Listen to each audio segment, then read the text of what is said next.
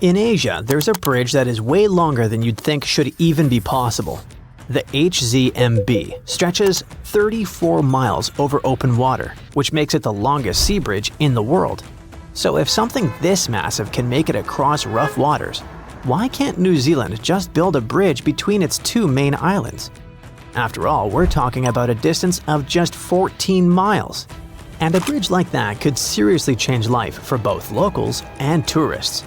People could just hop in a car and drive from Wellington to Picton.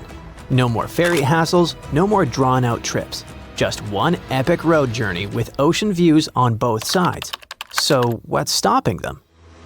Well, turns out, everything. I mean, building a bridge there is technically possible, but there are a couple reasons why experts are like, maybe not. Let's start with the obvious, the distance. The North Island and the South Island are separated by Cook Strait. Like I said, it's 14 miles wide at its narrowest point. That's not much, true. Plus, we've got the HZMB bridge, proving that, yep, it is technically possible to build a bridge over the sea to cover that distance. But we can't ignore the fact that New Zealand's geography is, well, a whole different ballgame. Cook Strait isn't exactly a calm, friendly stretch of water. It's deep, really deep. Parts of it drop to about 10,000 feet. That's like stacking 7 Empire State Buildings on top of each other. It's also a rough, moody stretch of ocean that loves tossing around ships like rubber ducks. In fact, quite a few have been wrecked in Cook Strait. And sadly, many lives were lost. You don't have to worry about it so much though, as the worst accidents happened a long time ago. The ships and ferries that cross it today are much safer. Even so, it'd be pretty hard to avoid getting seasick while crossing it. Things get even messier below the surface. The seafloor over there is uneven and unpredictable.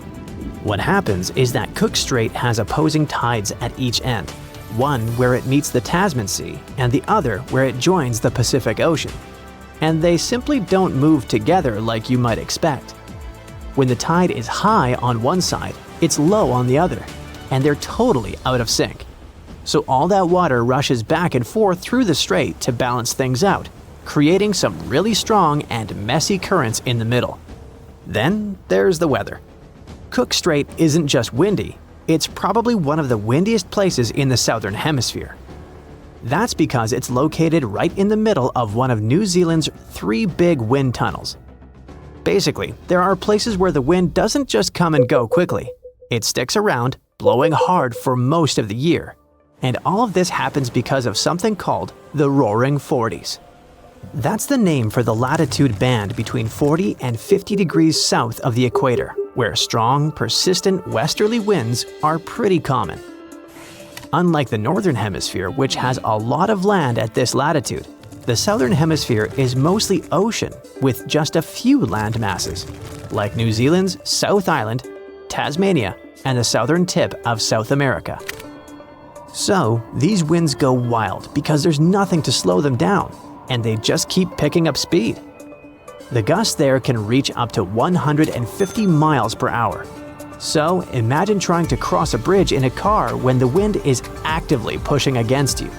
That's not just unpleasant, it's super dangerous. Drivers can easily lose control of their cars with the wind pushing them sideways. And of course, that can lead to countless serious accidents. Now, let's talk about earthquakes. New Zealand sits right on the boundary of 2 massive tectonic plates, the Indo-Australian and Pacific plates. It's basically in the middle of a collision zone. And about 14,000 earthquakes happen in and around the country every year. Of those, only about 200 are big enough to be felt. Still, building a massive bridge under these conditions would require some serious genius-level engineering. With all that in mind, we can safely say that the whole bridge idea is off the table. But how about an underwater tunnel? Yep, that could work. It could be a great solution actually. No wind, no bad weather, and no earthquakes to deal with. There are a bunch of other advantages too. First, it would dramatically reduce travel time, cutting down the 3 to 4 hour sailing trip between the North and South Islands. that same journey would probably only take about 40 minutes. Then people wouldn't have to stress about all the ferry cancellations and delays because of bad weather. And most importantly, it's doable. I mean, look at the Channel Tunnel. It's an undersea tunnel connecting southern England and northern France. Japan did something similar with the Seikan Tunnel, which connects the islands of Honshu and Hokkaido. They are both huge projects, serving pretty much the same purpose. So why on earth isn't New Zealand already building this tunnel? Well, for the same reason we don't all live in luxury treehouses with personal robots: money. Estimates vary, but some experts think a project like this could cost anywhere from $10 to $20 billion. To cover that kind of cost, they'd probably need to charge tolls for the next 100 years. And trust me, those tolls wouldn't be cheap. Other experts think it could actually cost more than that. Because you see, we have to consider all the extra infrastructure. The narrowest point of Cook Strait is between the North Island and Arapawa Island. That's one of the long, mountainous regions in the Marlborough Sounds, which is pretty remote. So it's not just about the cost of the bridge or tunnel itself, it's also the access roads, safety systems, maintenance, and evacuation plans. You can't just build a huge underwater tunnel and not plan for the occasional emergencies. And what would it actually be used for? Sure, there are people who travel between the islands. About 1 million passengers take the ferry every year. But that's not exactly the kind of traffic that justifies the most expensive infrastructure project in the country's history. Earlier, we talked about how England and Japan have similar underwater tunnels. But there's something to consider. The United Kingdom has a population of 69 million. Japan has even more, with around 123 million people. And in New Zealand, they've only got 5 million residents to pay for this project. So could they have a tunnel under Cook Strait? Sure they could. Should they? Probably not. If you don't want to fly, the only other way to travel between the islands is by ferry. It's not ideal, but hey, it works. New Zealand has a total of 5 ships that transport people and vehicles across the islands. For tourists who aren't in a rush, it's perfect. You can cross the islands while taking in some of the most stunning views and spotting amazing wildlife. You'll start your trip in Wellington, and right from there, you'll see the rugged North Island coastline as you head out into open water. You might see different seabirds like gulls and terns, and as you get closer to the South Island, you might spot some gannets.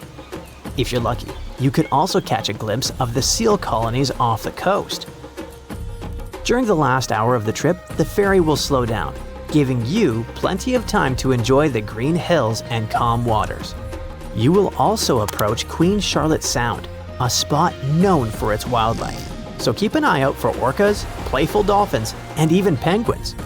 Honestly, having a ferry instead of a tunnel might not be so bad after all.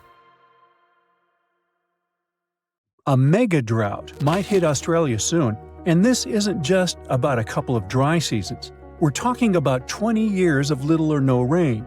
While Australia could be facing the longest and most devastating drought since official records began, the rest of the world might struggle to buy bread, flour, or cereals. Energy prices are likely to spike globally, and neighboring countries like New Zealand, Indonesia, and Malaysia must be prepared to receive Australians directly affected by the lack of water. To truly understand how severe this situation could become, we should first examine past disasters. First off, Australia is no stranger to droughts, and this phenomenon can happen across their entire territory. From 2017 to 2019, the southeast part of the country went through what they call the tinderbox drought. This was a severe bone-dry event where the cooler months saw only about half the usual rainfall. Parts of Australia became so dry that wildfires were a constant threat. Crops failed, and water was scarce. This drought was also thought to have contributed to the Black Summer fire disaster. By the end of 2019, bushfires were raging across the country on a scale never seen before, with people describing them as rivers of lava flowing down from treetops. The losses were staggering. The tourist industry alone took a hit of $2.8 billion, and over 7,000 jobs disappeared as a result of this difficult period. The tinderbox drought was a big reminder of what Australia might face in the future. That's why it's so important to understand what happened in the past to get a full picture of a possible 20-year mega drought. But there is one problem.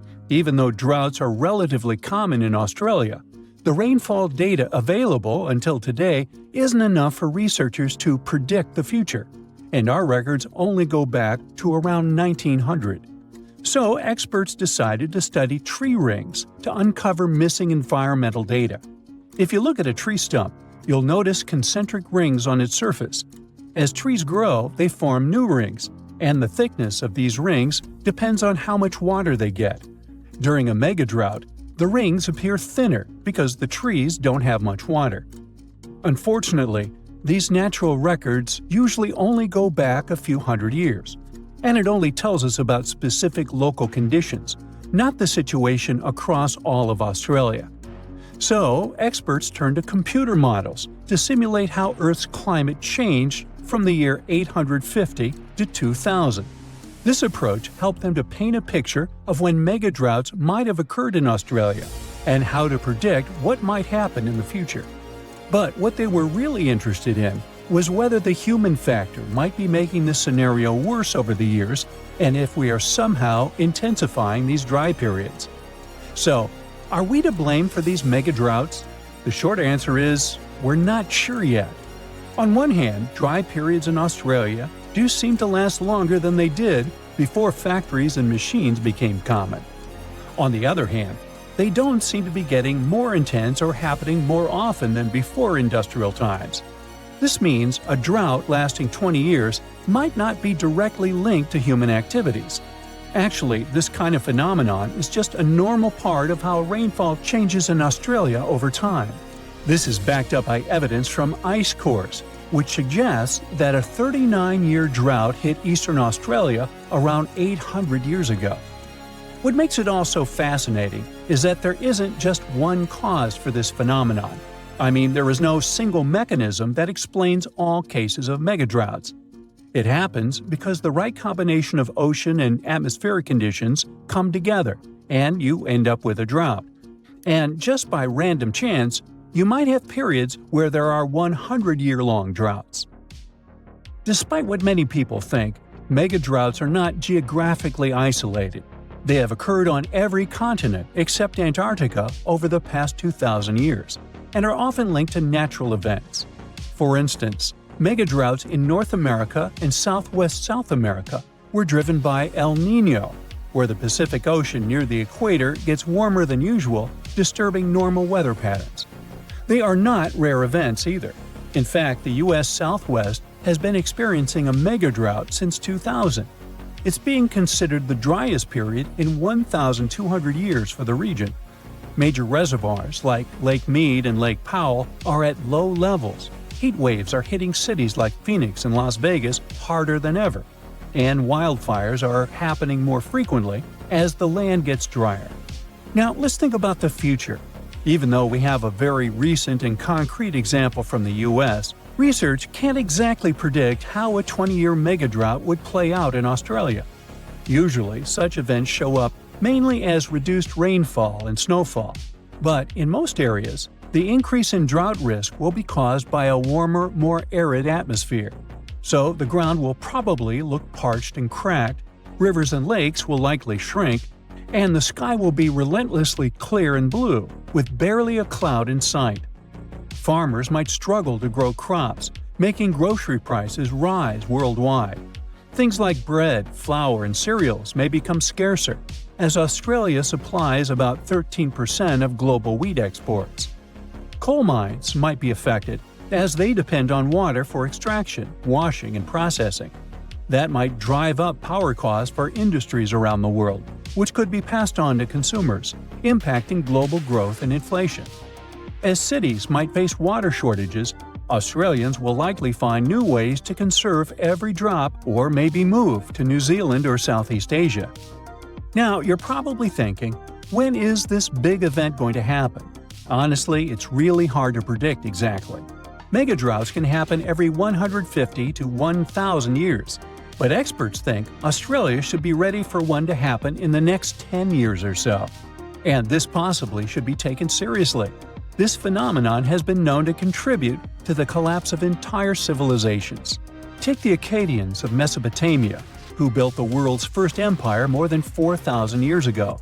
Studies of moisture at the ruins of Akkadian cities suggest that they experienced a massive drought lasting 300 years, and this may have led to their collapse. A similar thing happened to the Assyrian Empire, which existed over 2,700 years ago, in what is now northern Iraq. For years, it was a real mystery why they left their capital of Nineveh and never returned.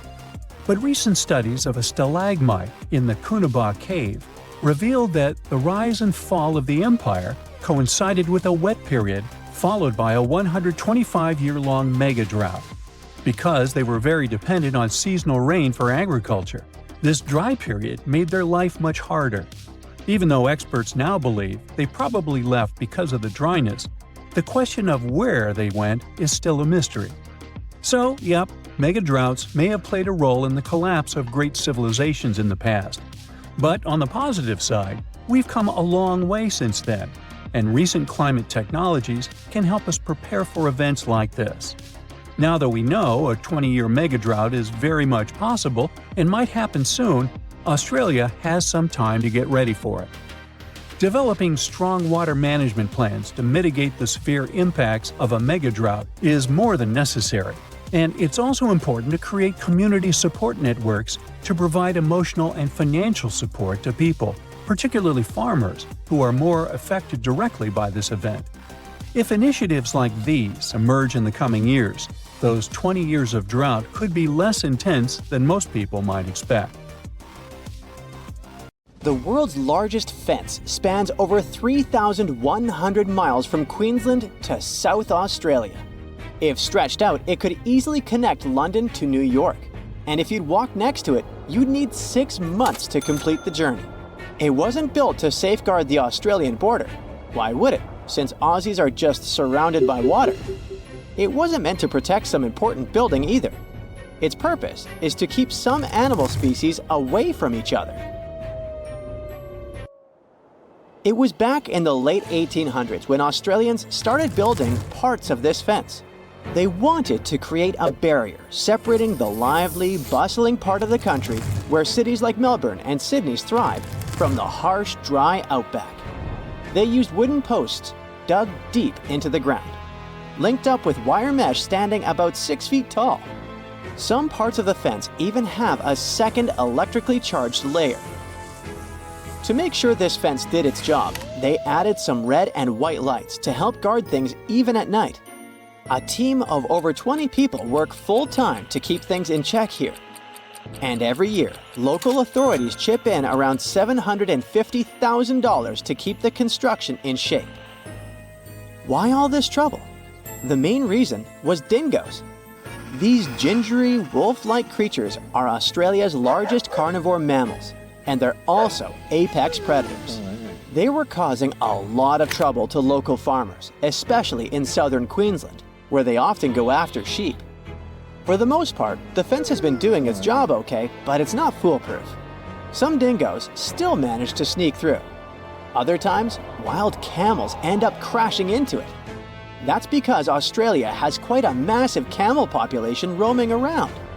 But this man-made solution did more than locals expected. They thought there would just be fewer dingoes within the fence. But fewer dingoes mean more kangaroos. And more kangaroos mean more competition with the sheep for food. It's not just the bigger species feeling the squeeze. The smaller animals and the greenery also went through changes. With all this competition in a smaller space, locals noticed less diversity in the plant life and small animals. The soil became less nutritious over time, affecting plant growth. Plus, the fence acts as a roadblock for animal migration and seed dispersal.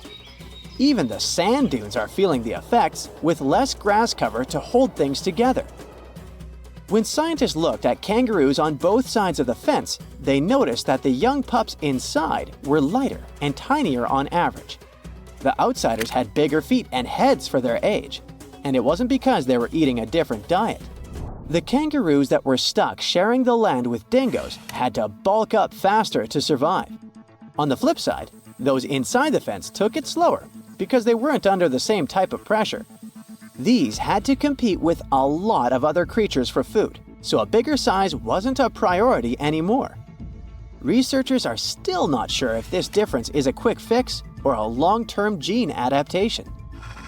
What about domesticating dingoes? Wouldn't that help? Many think dingoes were once pets in Australia, but it's not known for sure. These days, they're pretty wild, just like wolves, hyenas, or coyotes. Most of them don't need packs to survive and are solitary hunters with sharp instincts built in. So taming them isn't going to be easy. Still, taking down the construction is not an option for now. Australians are so strict when it comes to making sure dingoes are kept away that they even put laws in place for people who mess up with the fence. Leaving a crossing gate open can put people behind bars for up to 3 months. Damaging the fence can cost people 6 months' worth of their freedom. It wasn't the first time Australians thought a fence could help with animal issues. Before they needed it for dingoes, they experienced a serious bunny invasion. Cute as they are, rabbits were damaging the land used for farming, so locals thought of a 3-part fence. The first one stretched all the way from Ravensthorpe in the south to Pardue Station on the Pilbara coast. It was over 1,100 miles long, making it the longest unbroken fence globally at the time. All these bunny problems could have been traced back to a man named Thomas Austin. Back in 1859, when he first came to the land down under, he thought it would be a good idea to release a few rabbits into the wild, thinking it would add a bit of charm to the place. But since rabbits aren't native to Australia, they didn't have any natural predators at the time. They're also pretty adaptive creatures, needing just some grass for feeding. They reproduce at astonishing speeds too. A mama rabbit can have 4 litters a year, with as many as 5 bunnies each. Pretty soon, their numbers boomed. By the late 1880s, the bunnies had caused so much damage that local authorities came up with a proposal. They'd offer the equivalent of almost $2 million today to anyone who could come up with a solution to this long-eared problem. Nobody claimed the prize, but a commission did gather a bit over a decade later and came up with the fence idea. Maintaining those fences was complicated. They had inspectors keeping an eye, with each one responsible for a stretch about 500 miles long. There were also these boundary riders patrolling smaller sections, using bikes at first, then switching to camels or using camels to haul buggies.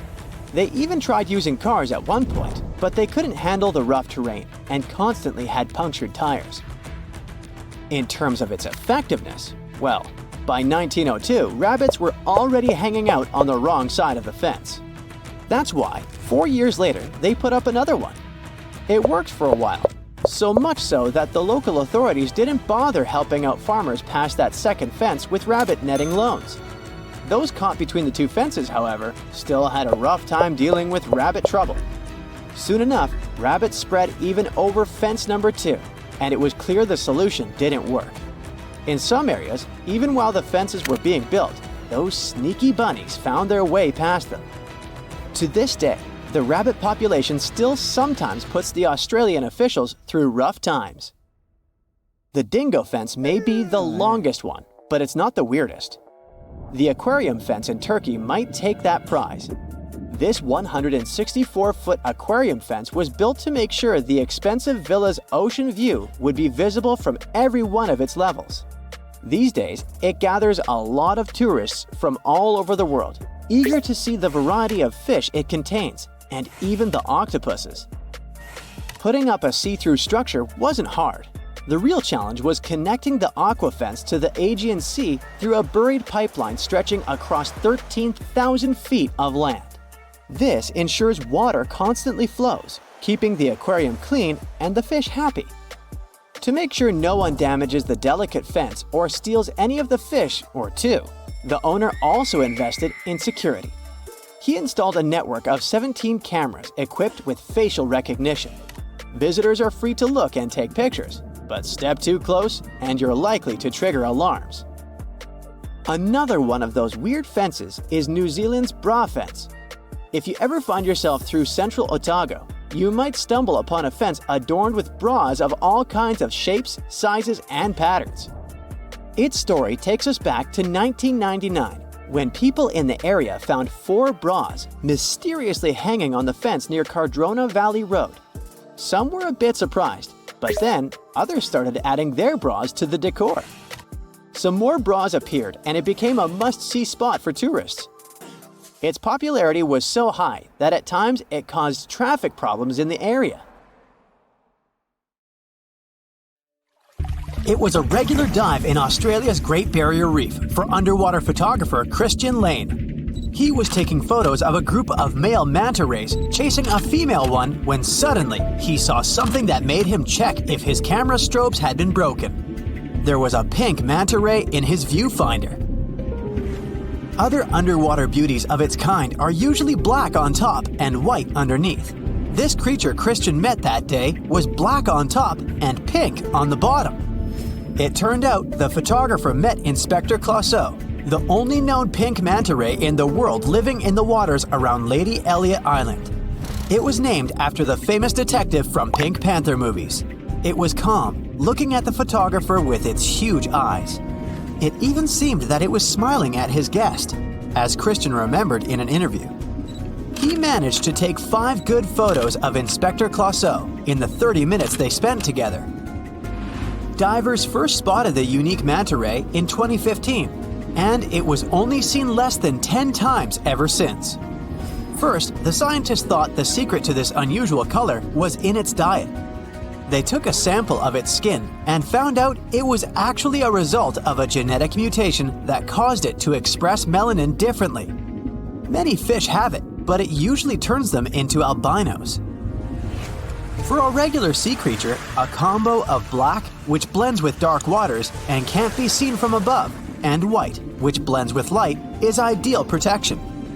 A color mutation with pink in the picture would make other sea animals more vulnerable to predators. But a manta ray weighing as much as a car and 1.5 times taller than an average basketball player definitely has nothing to be afraid of. These creatures are born rather big and grow fast in the first few years so they can defend themselves. If you were impressed by a manta ray the shade of bubblegum, meet blue bees. These unique Australian inhabitants have turquoise stripes instead of yellow, which makes them look like flying sapphires. Their thin brown wings look like layers of cellophane with engraved patterns. Another unusual thing about them is their lifestyle. The blue-banded bees are singles. They don't move in swarms and don't live in large nests. They prefer settling in small burrows in the soil or crevices in rocks. Blue bees also have a special way of pollination. They sit on the flower, hold it tightly, and shake the whole body to make the flower move quickly and gently. Then the bees stop and collect all the pollen that goes out of the capsule inside the flower. Blue bees work for Australian agriculture, helping with tomatoes, cranberries, eggplants, blueberries, kiwi, and chili peppers. The next unique Australian animal is called the happiest on this planet. A Kuaka never stops smiling and looks like a live teddy bear. It's a nocturnal creature the size of a cat. It has inherited its appearance from its relative, the kangaroo. It also has a pouch, which serves as a home for its offspring for 6 months. Kuakas have a diet of grass, shrubs, and leaves. When there isn't enough food, they can use stored fat in their tails as a source of energy. They mostly live on Rottnest Island off the coast of Western Australia. Since there's no predators or traffic there, Kuakas have nothing to fear and gladly come into contact with humans. It's against the law to touch them, but no one has banned taking selfies. When you look into the eyes of this cutie pie, the only question is, who on earth would call it the Tasmanian Devil? Well, it wasn't that friendly to the European settlers who came to Tasmania in the early 19th century. The cutie pie greeted them with frightening growls, high-pitched screeches, and unearthly screams. They had no more doubts about how to name it when they saw its red ears and extra white jaws with sharp teeth. But when it doesn't have to defend itself, its meals, or impress a mate, the creature goes back to its cute appearance. And although these guys are the world's largest surviving carnivorous marsupials, they don't hunt their prey, but eat carrion. They're mostly active at night, but also enjoy some time in the sun, especially in the water, splashing around. Female devils have pouches to carry their offspring, and up to 4 of those fit in at the same time. Our next hero of the day is so unique that the first scientist to describe it thought they were dealing with a hoax. A platypus has a bill and webbed feet like a duck, the tail of a beaver, and the body and fur of an otter. Males also have sharp stingers with venom on the heels of their rear feet, which they can use to defend themselves from enemies. A venomous mammal is something super rare. Platypuses paddle their way through life as they hunt underwater. They can spend up to 2 minutes submerged to smell some food on the bottom. They don't have any teeth, so they use gravel to chew their lunch.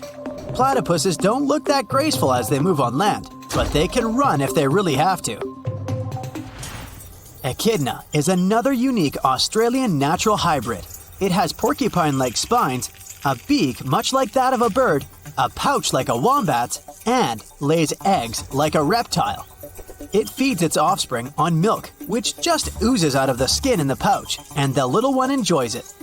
Since it has traits of both a mammal and a reptile, it got its name after a creature from Greek mythology, who was half woman and half snake. Echidnas have pretty strong snouts, which they use to break open logs and termite mounds. Their sense of smell is so good, they can smell food and danger.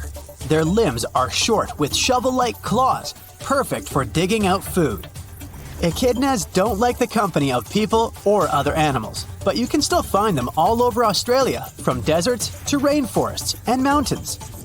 They are the country's most widespread native mammal. Echidnas are great swimmers, and they've been spotted crossing rivers. When the weather gets too harsh for them, they burrow into the soil or in hollow logs and burrows left by other animals. This guy, looking like a mix of a koala and a kangaroo, is a tree kangaroo. It doesn't like the company of others and hides among the trees in tropical rainforests of the mountains in Queensland, New Guinea, and nearby islands. They don't build nests and just camp on any branch they find safe. Tree kangaroos are born well prepared for this way of living, with shorter hind limbs, strong arms, and a long tail for balance to leap among the branches. They have broader feet than their ground relatives and padded soles with sharp curved claws to help them grip during climbing. Tree kangaroos are great long-distance jumpers, both between trees and from their tops. All this makes them rather clumsy when they're on the ground. The heavy tail makes them hop funnily, leaning far forward to keep balance. They also have a cool talent for moving their hind limbs independently while walking. They spend around 60% of their lives sleeping. Sounds like a dream. There are at least 12 species of this cutie, with fur colors from golden and red to black and dark brown. Did you just hear the chainsaw sound? There must be a lear bird nearby. Those guys have the superpower of copying sounds from their surroundings. With the help of some complex muscles in its syrinx, a lear bird can mimic camera shutters, different tools, other birds, and reportedly even human speech. It takes them up to 1 year to master this talent, and then they can use it to fool their rivals. Lear birds mostly hang out close to the ground and rarely fly. They got their name after the shape of their beautiful tail. It's a great mating tool as it does look like a lear when opened. Have you ever noticed how insects seem to get bigger in certain parts of the world? Take Australia and the Amazon rainforest, for example. They're notorious for having some of the largest and creepiest crawlies around. What's the deal with these hotspots of insect activity? Warmth plays a part in insect growth, but it's not the only factor at play. You won't get bugs that large out in the desert, for instance, despite the heat. The real secret lies in their access to water. In tropical and subtropical environments, there's usually plenty of moisture to go around, which means a year-round supply of delicious snacks. Speaking of snacks, that's where things get interesting. The warm, wet environment creates the perfect conditions for an all-you-can-eat insect buffet. which allows insects to grow and thrive over time. This is true for rats too. Just look at the giant rodents that live in cities, where they can feast on all kinds of garbage and scraps. For bugs, the perfect gem is usually found near the equator, in places like Central and Southern America, parts of Africa and Asia and Northern Australia. Have a look at this one. It's special not because of its large size. Humans rarely see this insect. It's a wood moth and was spotted at a school in Australia. The school is close to a rainforest. It holds a record for being the heaviest moth in the world. It had a wingspan measuring up to 9 inches. In Australia, there are about 60 species of wood moth. Yet many aren't as big as the giant wood moth. The students get to face many animals on campus, such as bush turkeys, koalas, and snakes. But according to the principal, seeing a wood moth was a brand new thing. When we start talking about insects in Australia, it's also hard not to mention spiders. They are impressively big. Again, it's all thanks to the warm climate and abundance of food sources in the Australian bushlands. Like most cold-blooded animals, spiders tend to grow bigger in warmer places. The Australian climate, especially in the northern and central parts, is hot and humid, making it the perfect environment for spiders to grow and thrive. Spiders are also sensitive to temperature, so warmer climates provide them with longer periods to grow before reproduction. Australia's vast bushlands provide more insects for spiders to prey on, making them bigger and stronger. From the crab spider to the Australian bird-eating spider and the huntsman. Although they may look scary, most of them are not dangerous to humans. Now we can take a deep, relaxing breath. So, how do Australians handle big spiders without going crazy? I mean, we are talking about a country that is home to about 10,000 species of spiders. Australians treat spiders with respect despite the cases of spider bites. They acknowledge that these creatures are not here to scare people. They're an irreplaceable component of the ecosystem. When they face a spider at home, they call the experts if there's no one brave enough to capture the spider and take it outside. Here are some weird-looking animals from Australia. I must admit some look creepy, and some look cool. This one here is a hot pink slug. It has a striking bright pink coloration, which is believed to be an adaptation to their environment. This creature is among the rare and endangered species. You can find it only in a single place, Mount Kapooter National Park. It's near an isolated forest on an old volcano. Insects are part of everyday life in certain parts of this country. A person was mowing the lawn and a surprise was waiting for them. They discovered this 14-inch tall insect. And this person was kind enough to fill the bird bath on a hot day. Then they noticed that birds didn't go near the bath. They wondered why and checked it out. Well, hello there. Next up, we have this giant insect, and it's still alive. Why is it such a shocking thing? Because, it was declared extinct nearly a century ago. I guess it's back from the other side? It's the Lord Howe Island stick insects, aka the tree lobsters. These giant bugs, measuring about 6 inches, used to call this place their home sweet home, but black rats had other plans. These rodents invaded the island, gobbling up everything in their path, including the poor stick insects. By 1920, the bugs were officially declared extinct, but as fate would have it, they made a comeback more than 40 years later on Ball's Pyramid, a volcanic sea stack located 12 miles away. But here's the twist. The new and improved stick insects look slightly different from their ancestors, leaving scientists scratching their heads, wondering if they were the real deal. After some scientific sleuthing and DNA testing, the verdict is in. They're the same species. With less than 1% genetic difference, these plant-eating critters are ready to make a triumphant return to their homeland. We're about to take the creepy crawlies to a whole new level.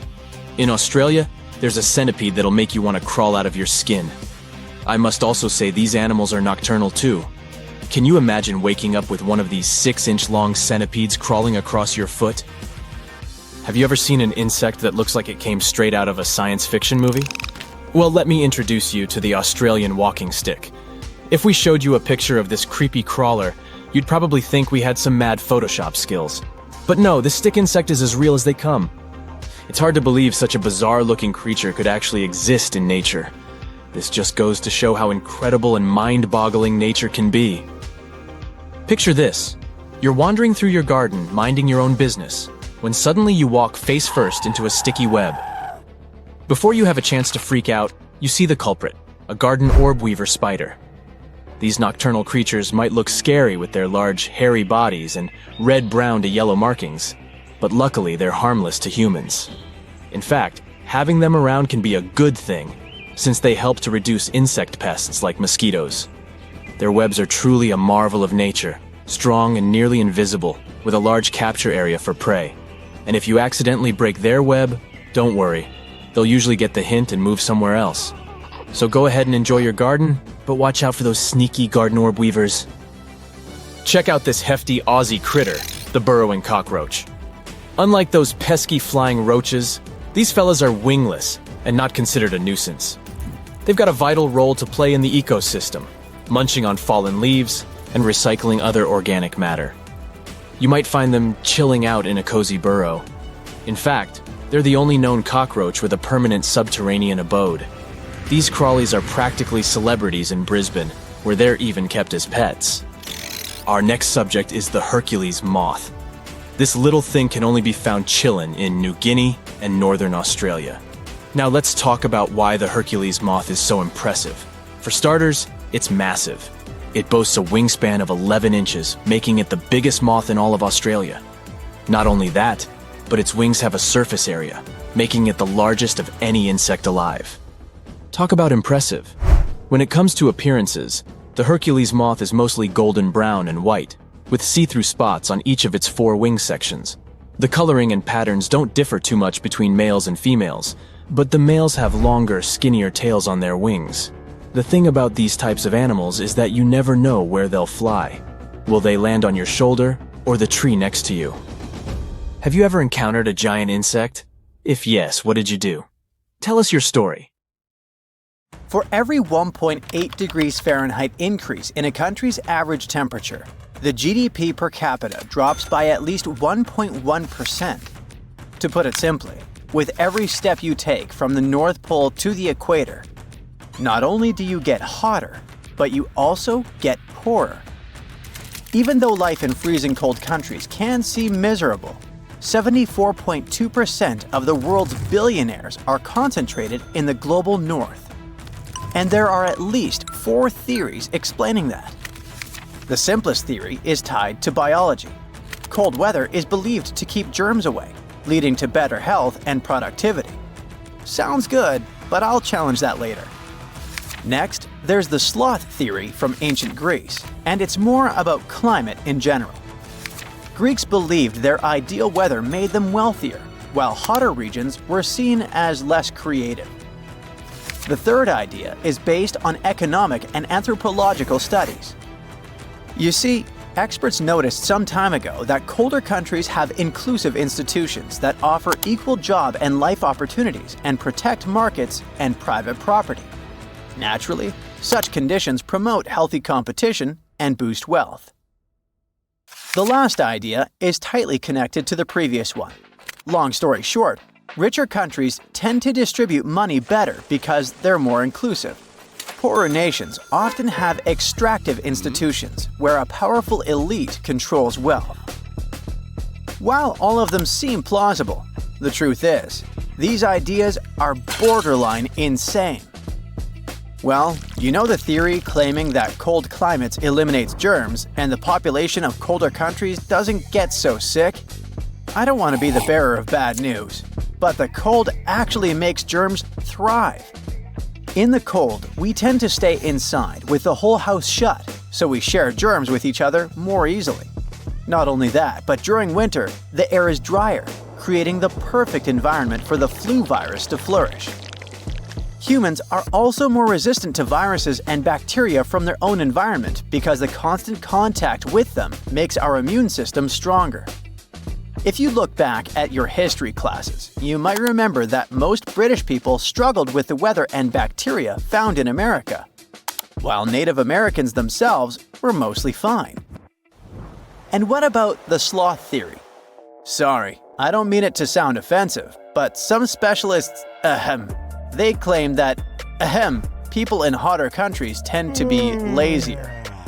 But the truth is, the sun doesn't make us work less. Yes, the sun can make you a bit slower because you can dehydrate. But you see, The human body is biologically adapted to the climate of the place they're born in. This means that if you live in Canada, for example, you can endure the cold just fine. But Brazilians will probably handle hot days better than you. But if the sloth theory was true, how would you explain that people in Colombia work about 200 hours a year more than those from the United States? In fact, if you live in Cambodia, Myanmar, or Mexico, you're bound to work more than anyone in the world.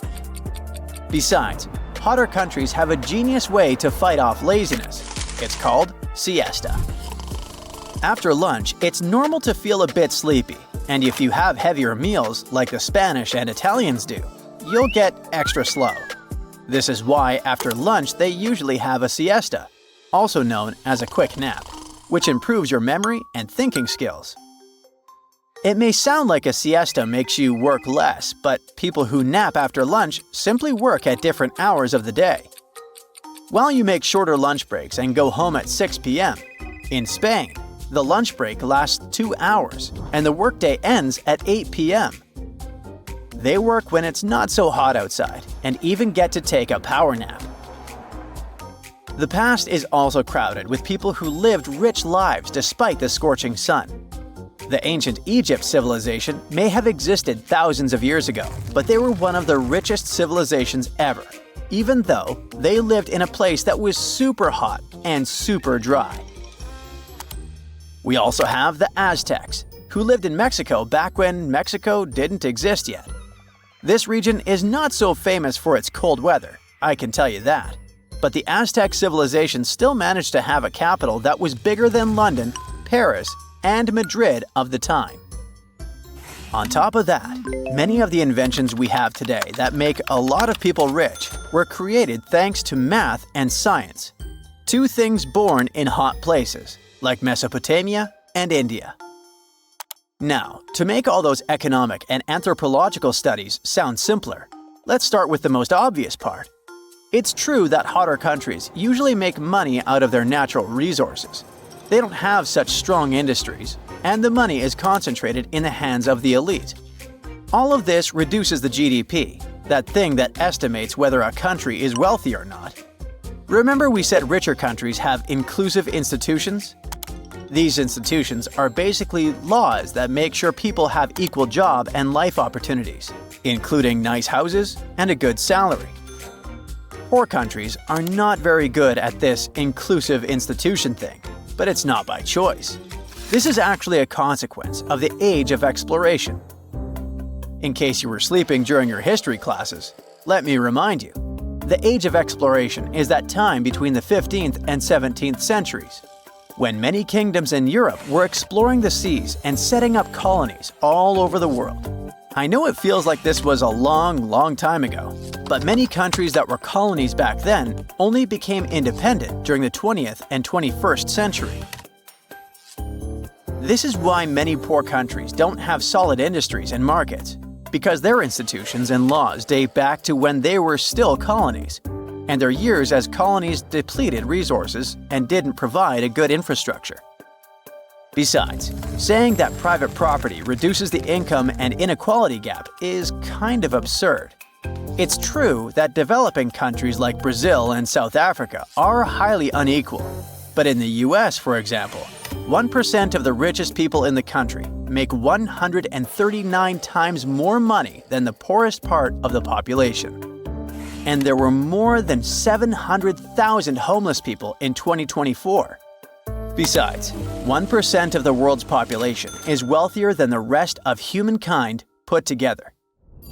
If inclusive institutions were really that powerful in richer countries, then there wouldn't be more than 1 billion people living in acute poverty all over the world.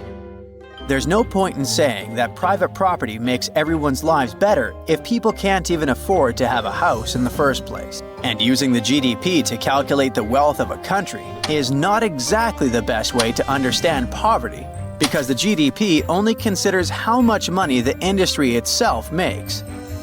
It ignores, for example, the question of whether people who work in those industries have good jobs, if they are well paid and have a good life. The GDP also ignores inequality, which means it ignores those inclusive institutions we mentioned before. In the United States, there are about 835 billionaires, but 11% of the American population is still very poor. So, my hot take here is that inclusive institutions are not that inclusive, and that money is not that well distributed in the first place. Different cultures also have different concepts of what it means to be wealthy. In London, for example, being able to afford food, clothes, and shelter does not make you rich. To them, you're simply surviving. If you want to be truly wealthy in London, you might have to hire a housekeeper, buy a horse, and have a personal Pilates instructor. But to the Awa or the Yanomami tribes, money doesn't even exist. They produce only the necessary, and if they have a surplus, they will trade with other tribes. I guess the fact that poor countries are all located closer to the equator line is not just a simple historical coincidence. So it turns out that so-called rich countries are facing a big problem. People are not having kids. Not enough, at least. On average, women need to have 2 children to keep things balanced, but they're only having 1, or none at all. This issue comes down to the fertility rate, or simply the average number of kids a woman is expected to have in her lifetime. When that number's too low, it means more people are passing away in these countries than being born, and that can destroy the economy. Think of a rich country – the US, Germany, Japan. Great! Pick any wealthy nation you like, and I can promise you one thing – its fertility rate is below 2.1, and that's a problem. Here's why. Meet Mary and John, and over here we've got Jack and Lucy. That's 4 people total. Now, both couples get married. Mary and John have 2 kids, but Jack and Lucy only have 1. Now, what does that mean? Simple math. We're down by 1 person. And if this keeps happening, generation after generation, the population starts to shrink. The situation gets pretty scary when we zoom in on certain countries. Take Spain, Italy, or Poland. These countries have some of the lowest fertility rates in the European Union, with women there having, on average, just 1 kid.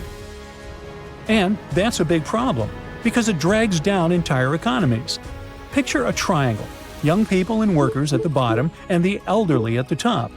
In many rich countries, that bottom part is shrinking fast, with fewer babies being born each year. So it's like this triangle is flipping upside down. Fewer young folks and workers, but more and more older people. With fewer workers and more retirees, the economy struggles to stay balanced. It's like the domino effect. Fewer people working means fewer people paying taxes. Meanwhile, the older population at the top keeps growing. And now we have a way bigger group depending on pensions and stuff like Social Security. So we're left asking, who's going to pay for all these retirements? Now, some countries are in hotter water than others, and South Korea is really feeling the heat. They've got more and more people getting older, while fewer and fewer babies are being born. In fact, they've got the lowest fertility rate in the world. In 2023, it hit rock bottom, 0.72 births per woman. Now, personally, I don't know how you can have 3/4 of a kid, but hey, that's statistics for you. Meanwhile, if things keep going like this, Korea's population could shrink by half by 2100. Over the last 20 years, their authorities have invested at the equivalent of $286 billion in this issue, and they've rolled out a bunch of incentives to turn things around. First up, pocket money. If a married couple in Korea decides to have their first kid, the government hands over about $10,000 split into monthly payments to help out. While that might sound impressive, it's only about 3 times the average monthly wage. And in Seoul, one of the most expensive cities in the world, that doesn't go very far. Next, a home. Paying rent in Seoul is insane, but the government doesn't want people to leave the capital because of it. So they're stepping in. Recently, they've promised to give families around $300 a month to help with housing, until the kid turns 2. Then again, $300 seems great, but it only covers about 11% of the rent for a 3-bedroom apartment in the city center. And last but not least, health care. Hospital bills are covered, but the couple must be married, on paper and everything. South Korea came up with all this to fix the problem.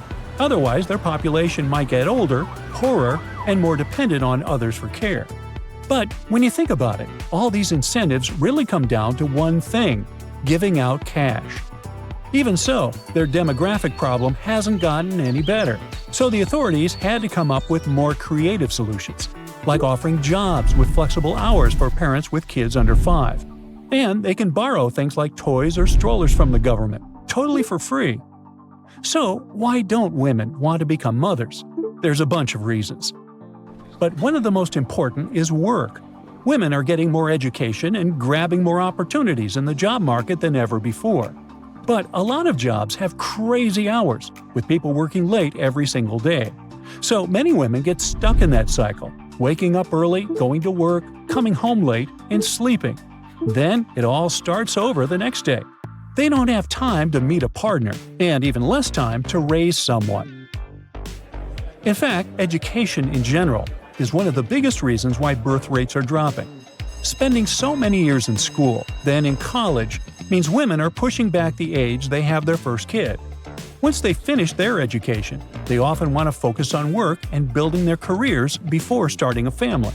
So they're not becoming moms in their teens or early 20s anymore. And by the time they hit 30, things aren't much better. Sure, they might finally land a stable job, but most employment policies still don't offer enough support for childcare. But it's not only education. Younger generations are getting delayed in, well, everything. I mean, it's way harder for them to tick off all the adulting boxes, like having a well-paying job or buying a nice house. And these things are usually a big part of whether people decide to start a family or not. Another reason people aren't having kids: putting a new human into this world is expensive and time-consuming. The average childcare costs in Australia, for example, have gone up faster than inflation. School tuition, even for public schools, takes a big chunk out of parents' budgets. Think about it: computers, uniforms, field trips, extracurricular activities – all that adds up to the cost of financing someone's education. Over 13 years, parents spend over $80,000 on public education. And if we're talking about private schools, that number jumps up to almost $350,000. And don't worry, these costs are just for one kid. Now imagine having 2 or 3. So what is the solution? Well, there are 2 ways to tackle the problem that don't involve pushing the population to have more kids. Nations can keep their population healthier and employed longer, like what Singapore is doing. They're putting a lot of effort into raising the retirement age, offering midlife training, and encouraging companies to hire older workers, like those over 69. Another way is to encourage people from other countries to come in, especially young ones who are ready to work. That's, for example, the strategy Canada uses. Now, if the goal is really to get women to have more kids, a lot of countries use the baby bonus strategy, basically giving money and benefits to families, just like South Korea does. The problem is that some experts say it is pretty ineffective, as financial incentives don't address the complexity of the issue. For them, what these wealthy countries need to do is offer better career and housing opportunities for young people, like giving incentives for companies to offer more flexible hours or work-from-home options for young parents. They also need to push strategies to lower the cost of housing, especially in big cities. Plus, they need to focus more on the aging population, using technological innovations to support them. That would help not just parents, but families as a whole. So, what do you think? So, you want to get as close to the moon as possible without leaving Earth? Easy. Hop on a plane to Ecuador and climb Mount Chimborazo. I know, it may sound weird, but hear me out. Now, Everest is the tallest mountain when you're measuring from sea level, but Chimborazo's peak is actually the closest spot on Earth to the moon. Here's the physics behind it. Mount Everest is over 29,000 feet tall, and Chimborazo is only around 20,000 feet. But the secret lies in how far they are from the Earth's core. You see, Earth is not a perfect sphere. It's chubby in the middle and slightly squished at the top and the bottom. The chubby part in the middle is called the equator. FYI, the country Ecuador actually translates to equator in Spanish. Now you know. The mountain we're talking about, Chimborazo, is located a few degrees from the equator line. So since the squishy sphere is chubbier in the middle part, Chimborazo's peak sticks out farther into space. This means that if you hike all the way up to this mountain's peak, you'll be a smidge closer to the moon than if you hike all the way up Mount Everest. In the North Sea, off the coast of England, there's a tiny platform bobbing around, roughly the size of 2 tennis courts. You might think it's an oil platform, but this is Sealand, the world's tiniest country. The Ruff's Tower platform was built during the first half of the 20th century as a fort to protect English ships. Jump to the 1960s when a guy named Paddy Roy Bates decided to claim this old fort as his own country, naming it the Principality of Sealand. Paddy gave his country everything it deserved: a national flag, currency, a constitution, stamps, and a hoisting swing system. That's how you get into the country, by the way, hoisted all the way up to the upper part of the platform.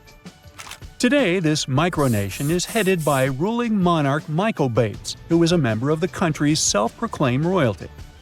I know, right? Why wait in line for the British throne? The nation has its own fan club, who cheer for the country's national soccer club. Their team competes in international tournaments where they usually play with other tiny nations. Although Sealand only has one official resident as of right now, players from other countries join to help out their soccer team. One of the country's supporters also placed a Sealand flag on top of Mount Everest. Having your kitchen in one country and your living room in another, well, this is the daily reality for some locals in Barle. In this town, the border between Belgium and the Netherlands doesn't just run along streets, it slices right through buildings. So, to navigate this setup, a rule was made that a house's nationality is determined where its front door is located. But this solution created its own problems. There's a house where the front door is exactly on the border, giving it 2 addresses, one in Belgium and one in the Netherlands. The owners of this house were given a unique opportunity. They could choose which country they'd like to get their utilities from, like gas and water. And you guessed it, they picked the country where the stuff was cheaper, in this case, Belgium. Down in Senegal, Africa, there's a lake that looks like something straight out of a sci-fi movie.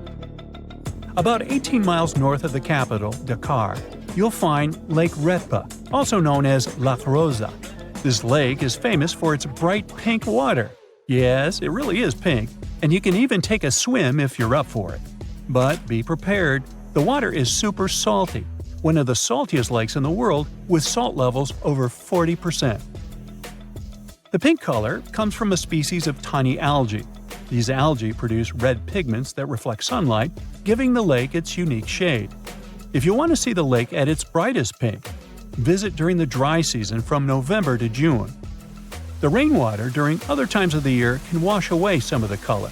Oh, by the way, there are other pink lakes around the world, like Lake Hillier in Western Australia and Lake Natron in Tanzania.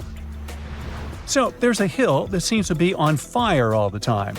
Located in the Arctic region of Canada, the Smoking Hills are a truly unique sight on Earth. Some of the minerals found here are so rare that they've only been spotted on Mars. For at least a couple of hundred years, the ground here has been smoking continuously. At first, explorers thought this was due to an active volcano, but it turns out the smoke comes from something else. The soil in the Smoking Hills contains sulfur and coal, and when these materials mix with oxygen, they can spontaneously catch fire and keep on burning. But don't get any adventurous ideas about visiting. The environment here is extremely harsh, there's toxic smoke, and the temperatures can be dangerously high. So, I'd try Orlando. New Zealand is famous for its stunning landscapes, but it also has a hidden treasure underground. Deep in some caves in the country's North Island, you can find a mesmerizing natural wonder. To see it, you'll need to go down about 150 feet in a series of dark, twisting caves. As you go deeper, you'll enter complete darkness until you reach the cave ceilings, which are lined with tiny glowing creatures. These are New Zealand's native glowworms, which are the larvae of a special type of fungus gnat found only in this country. They shine a bright blue light to attract prey. If you get a chance to tour these caves, it feels like floating through a galaxy, with thousands of these living stars sparkling above and their glow reflecting in the water beneath your boat. It's an incredible sight, like stepping into a magical glowing world. Mexico is home to one of the most amazing caves in the world, called the Cave of Crystals. If you think you've seen big crystals before, wait until you see these. In around 1910, miners in the town of Nica, Chihuahua, like the dog, discovered a cave full of clear selenite crystals. But it wasn't until 90 years later that they found an even more incredible cave filled with enormous crystals, some as long as 39 feet and weighing up to 55 tons. Scientists believe that 26 million years ago, give or take, hot, mineral-rich water filled this cave, allowing these huge crystals to grow. The Nica crystals are thought to be the biggest in the world, making people standing next to them look teeny in comparison. However, exploring the cave isn't easy. Inside, temperatures reach 136 degrees Fahrenheit. Even with protection, people can only stay inside for 20 to 30 minutes. It's an extraordinary place, but not exactly a comfortable one for humans. Mauritius is famous for its beautiful beaches and clear blue waters. But it also has a stunning optical illusion at its southwest corner that looks like an underwater waterfall. Even though it seems like water is flowing down into the ocean, what you're actually seeing is a trick of the light and the seafloor. The island is on an ocean shelf that's only about 500 feet deep, but just beyond the edge, it drops down to 2.5 miles deep. This drop creates the illusion of a waterfall as currents push sand and particles over the edge, making it look like water is cascading down. So, while it's not a real underwater waterfall, it's definitely a cool sight to see from a boat. Now here's a place that might either give you chills or leave you in awe, depending on when you visit. Near the small town of Gryfino in Poland, there's a forest of pine trees with a strange twist. They're all bent at their bases. During the day, these trees, with their sharp 90-degree curves, look fascinating and even a bit whimsical. You might even find a comfortable spot to sit on if you're having a picnic. But visit the crooked forest at night, and it takes on a whole different vibe. A thin layer of fog hangs around, making the forest look eerie and a bit spooky. Plus, scientists still don't know why for sure the trees are bent like this. So, would you prefer to see it in the bright light of day or the mysterious dark of night? Ooh. Now, when you think of Norway, things that come to mind are the sun that never sets in the summer, unbelievable nature, the fact that it's one of the happiest countries in the world, even white bears that freely roam in the wild. I'm guessing they're happy too. Already planning your trip to this dream country? Well, don't rush. You'll have to review your budget. Fuel there is 10 to 15% more expensive than in other Western European countries. A meal at a cafe for one person will cost at least $30. Plus, consider yourself lucky if you manage to find a hotel at $100 a night. If you Google the most expensive country in the world, you'll see this list. Switzerland, which is meanishly expensive. The United States, duh, been there, know that. Luxembourg is not a surprise either. And then, all of a sudden, you see Norway. Just so you know, a family of 4 would need over $4,000 a month just to exist in Norway. And it doesn't even include rent. Specialists say that Norway is around 7% more expensive than in the US. Norway is a bit weird though. Usually the richest countries have national currencies that are stronger than the US dollar. Take Swiss francs, for example, or the Kuwaiti dinar, which is literally the boss when it comes to currencies. Like one Kuwaiti dinar can snag you $3.25 US. Now, here's where the mismatch comes. The Norwegian krona is dubbed the weakest currency in the West. Well, how come? In the wild world of global currencies, the Norwegian krona used to be a tough player known for smart money moves. But surprisingly, it is now the weakest currency in the West, taking a big hit in the last decade. It has fallen hard against the US dollar and euro, causing concern for central banks and money folks worldwide. The oil price roller coaster is a major factor in the krona's struggle, as Norway relies heavily on oil exports. But But even with oil prices relatively high, it remains historically weak against major currencies. The weak Norwegian krona is affecting everyday folks too, with prices rising on almost everything due to heavy imports. Inflation is growing, leading to interest rate hikes by the Norges Bank. High interest rates are hurting the housing market and making life more expensive for Norwegian citizens.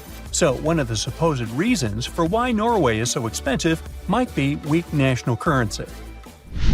What else is particular about Norway? Well, climate for sure. It may be hard to imagine a freezingly cold country plunging into riches. It's an imagery we usually see on social media with geotags Dubai, Saudi Arabia, or even Kuwait. And it makes sense to think now that all the riches are somewhere southward, as these places have strong oil-based economies and super strong currencies. But in reality, better economies in the south are a current trend. Ever wonder why cold countries seem to be raking in the cash while the hot nations are just hanging out? Turns out, those living in chilly climates had to hustle just to survive winter. Think building shelter, stockpiling food, and keeping that fire burning. Meanwhile, those basking in the sunshine had it a little easier with hunting and foraging year-round. This theory holds true even in the land down under. Sydney and Melbourne, the top dogs in Australia's wealth game, also happen to be some of the coldest cities, while Darwin, the warmest city, is lagging behind. Some might argue that this theory doesn't hold up when we look at ancient civilizations or modern hotspots like tropical Singapore. But hey, times change, and so does wealth generation. Back in the day, it was all about farming, but now it's more about industry and innovation. So, Norway may seem to have been bound to get rich historically and geographically. Still, it's not exactly so. Norway used to struggle a lot. Back in the day, it faced some tough times with harsh winters and tricky geography. They even had famines that pushed families to seek a better life in the US. So, how did Norway go from rags to riches? Yep, oil and gas played a big role.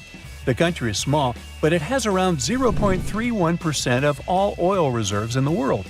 But in Norway, there's more to the story than just black gold. For example, the top oil reserve is not some Arabic country, but Venezuela, which claims up to 20% of the world's liquid gold. Still, Venezuelans' economy is far from stable, so it's not all about oil. Although bested in forest size by other European nations, Norway was an unrivaled powerhouse in lumber during the Age of Sail. Thanks to its strategic fjord path, timber from its inland forests could quickly reach fjordside mills and global markets. As railroads unlocked larger forest potential in other countries post the 19th century, Norway was Europe's timber king, bolstered by a world-class merchant fleet by the 20th century. The Norwegian timber wealth, coupled with early cooperative societal norms, spurred growth across several sectors, from agriculture to fishing and banking. Despite being labeled poor in the 19th century, Norway's GDP per capita outshone Eastern and Southern European nations. The nation's ascendancy continues beyond the discovery of its oil reserves. Norway is unique, with a small population but sprawling land. Despite its vastness, the Nordics are scattered and considered one of the most spacious countries globally. Much of the North's territory stretches beyond the Arctic Circle, offering harsh landscapes with thin topsoil covering the bedrock.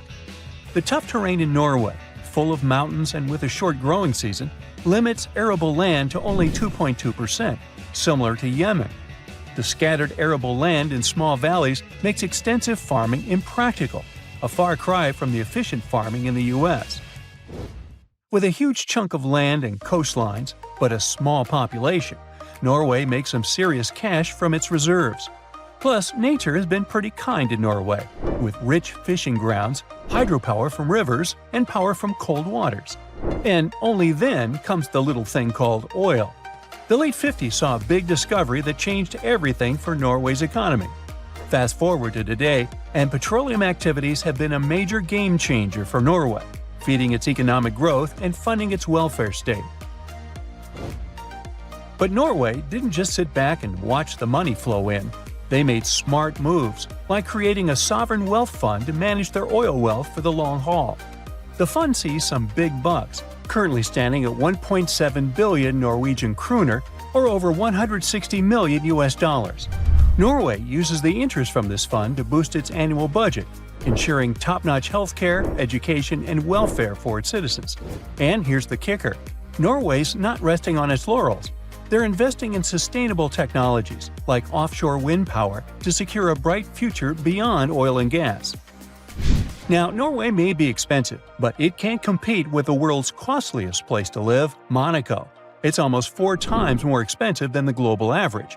So, if you're looking to rub elbows with the rich and famous, look no further than Monaco. With property prices soaring to an average of over $50,000 per square meter in 2022, it's no wonder why this tiny country is a magnet for the la-di-da. However, there's a place that's particularly expensive for tourists, and I'm not talking about tourist traps. Neither Oslo nor Monaco can beat the prices in, well, take a second to make your guess. Ready? Welcome to Ashgabat, Turkmenistan's capital. A gallon of milk costs a whopping $15 while a standard internet subscription plan will set you back $168 a month. Calm down, you're not poor, it's just an economic glitch. The reason for these prices is simple. The Turkmen national currency exchange rate in relation to dollars is fixed and never changes. $1 equals 3.5 manats, and it's been so since 2015. Local prices in the local currency grew to inflation, making it not proportionate to prices in dollars. The exchange rate never changes. So if you live there, such prices don't seem to be extraordinary. But if you come with dollars, you're in for a pricey trip. Meet Hula Male, also known as the City of Hope. This nickname makes total sense since this artificial island is part of the Maldives' big plan to avoid being completely submerged in the near future. Hula Male was created by placing sand from the seafloor onto a submerged coral platform, and it worked. This city sits about 6 feet above sea level, which means it's twice as high as the Maldives' capital, Male. While more and more people are moving there to live, the island was also designed to serve as a temporary evacuation site during dangerous storms and typhoons.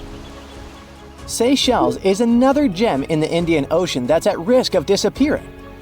Unfortunately, coastal flooding is becoming a common issue there, especially during spring tides and heavy rainfall. The problem is that their main island, Mahé, hosts about 90% of the country's population. Along the coast, it's only about 6 feet above sea level. Fiji is the third tropical paradise on our list, and it's also a top pick for travelers. But this nation is in a tough spot, since it's located right in the middle of the Pacific Ocean, where huge storms can really turn things into chaos. Take Cyclone Winston. It hit Fiji back in 2016 and ended up costing them over $1 billion in damage. So one thing they're doing to protect themselves is planting mangroves along the coast and preserving the ones that already exist. These trees are awesome since they help reduce wind speed during cyclone emergencies and also combat erosion by trapping sediments. Egypt might be in trouble too. I mean, it's not like the whole country is going to be underwater and we'll only see the tips of the pyramids in a few years. But things could really change for them as coastal cities are facing a serious risk. Take Alexandria, for instance. 45% of its population already lives below sea level. If the city is flooded, not only will everyone have to move, but Egypt in general will suffer a major impact on its fish production. In Europe, one of the most at-risk populations is in the Netherlands, where about half the people live in areas below sea level. In the future, planning a romantic gesture with tulips for your girlfriend could become an impossible mission. The Netherlands is responsible for 2/3 of the world's tulip production. So if fields are taken over by saltwater, it's game over for the blooms. But the good news is that the Dutch have centuries of experience dealing with water, so knowing how to work with storm barriers and seawalls can prevent them from a doomsday scenario. The risks of rising sea levels probably aren't higher anywhere else than here in Tuvalu. This island chain, located halfway between Australia and Hawaii, could be the first state to become uninhabitable. Its stunning land is only about 9 feet above sea level. And just by looking at it on the map, you can see how narrow it is. In fact, the narrowest part in Fongafale is only about 65 feet wide. So even before higher tides become a real problem, the country's limited farmland could be flooded with saltwater.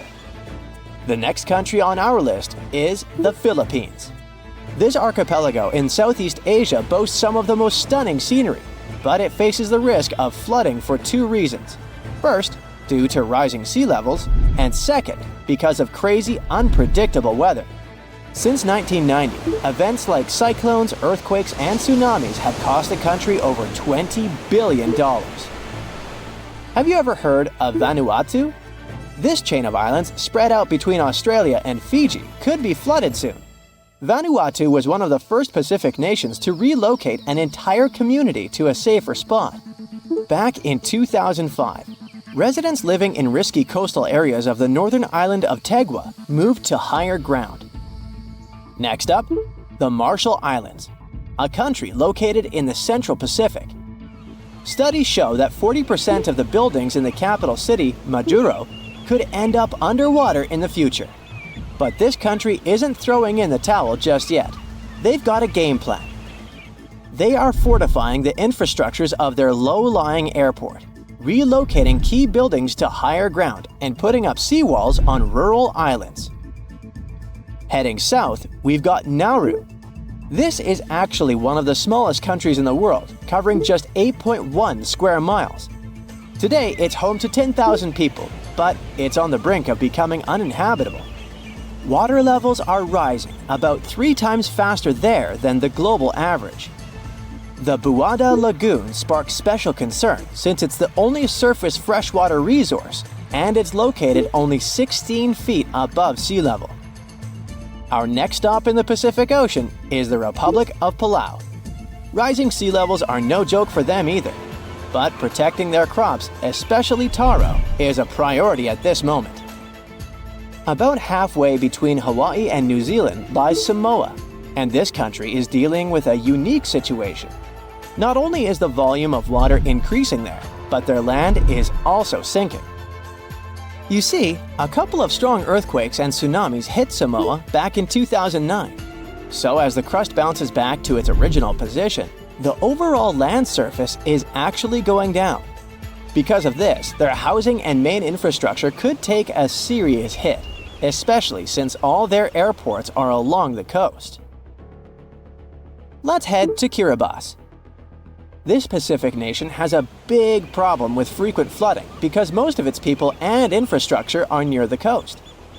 Apart from the volcanic island of Banaba, none of Kiribati's land is more than 6.5 feet above the ocean. To tackle this situation and keep their population safe, they had this big idea of making a massive floating platform, kind of like the ones oil companies have. But the problem is that it would cost them a fortune, as the project is estimated to be around $2 billion.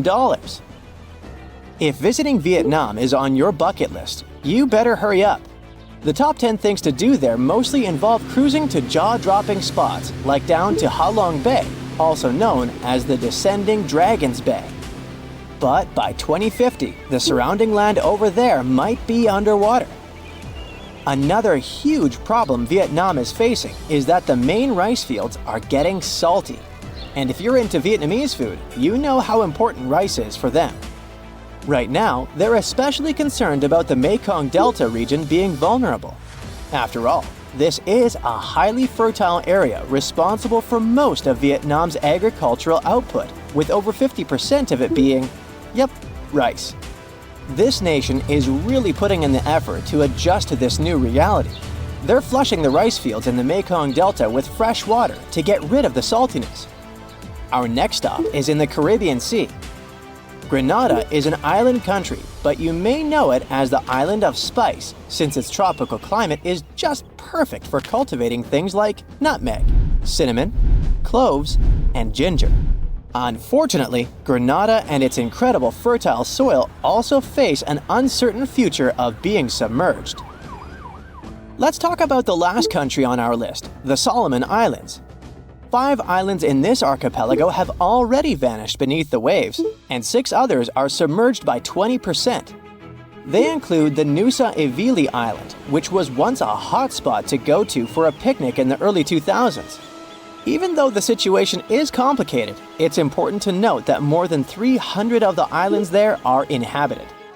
One thing about the Solomon Islands is that it seems like they're always in some kind of recovery mode, since the country often gets hit by tropical cyclones and flash floods. Their population is already working hard to save their homes from the rising seas by building stone walls along the coast, planting mangroves, and constructing houses in higher areas. In Mongolia, dinosaurs used to live, and now there are as many horses as there are people and 10 times as many sheep there. It's the emptiest country in the world. The capital has been moved 28 times, and they even have their own Olympics. So Mongolia is located right here, on the plateau of Central Asia, right north of China. It's the 19th country in the world by land area, but it only has a bit over 3 million people. It's like the population of Los Angeles, but having a whole country to themselves. If we don't count Greenland, Mongolia is the country with the lowest population density. It has only 2 people per half a square mile. The United States has 37. Well, that is if we only count people. Mongolia has a lot of livestock, about 67 million. It's 20 times more than the number of people there. Half of that livestock is sheep. Yet of all their animals, the most prestigious one is the horse. There's a traditional saying, a Mongol without a horse is like a bird without wings, and it explains a lot. A person with many horses is considered wealthy, but don't picture huge farms with big stables filled with horses. In Mongolia, having stables is more of an exception. Horses there roam free outside all year long. It costs next to nothing to sustain a horse there because they roam outside and even find food themselves, and the country's nature provides them with enough. Winter is tough because everything is covered in snow, but horses can separate grass from snow. They get frail by spring due to a lack of food, but recover very soon after winter is over. A family can have a sacred horse in their herd. It wears a blue scarf around its neck and is almost never ridden. People there do love their horses, and this tender relationship goes centuries back. There are many songs, stories, myths, and artwork featuring horses. In the Mongolian language, there are about 500 words to describe the traits of horses, and over 200 words to describe the coat color and pattern alone. Horses have a spiritual meaning too. It's believed that they have spirits that can help the owner, and they are also believed to be a transport to heaven. So they were often sacrificed after their owner's passing. Apart from domestic animals, the country is home to some endangered species. Plus, back in the day, dinosaurs roamed the land. The first ever discovered dinosaur egg was found right there. Today, dinosaurs are, of course, extinct, except in the movies. But there are snow leopards in Mongolia, and those are also rare. If you ever do go to this country, you must be careful. Snow leopards are so quiet, you won't hear them approaching you. They make no sound as they walk. But let's get back to geography. The climate in Mongolia can be harsh and unpredictable. Within just one day, the temperature can change by 35 degrees Fahrenheit.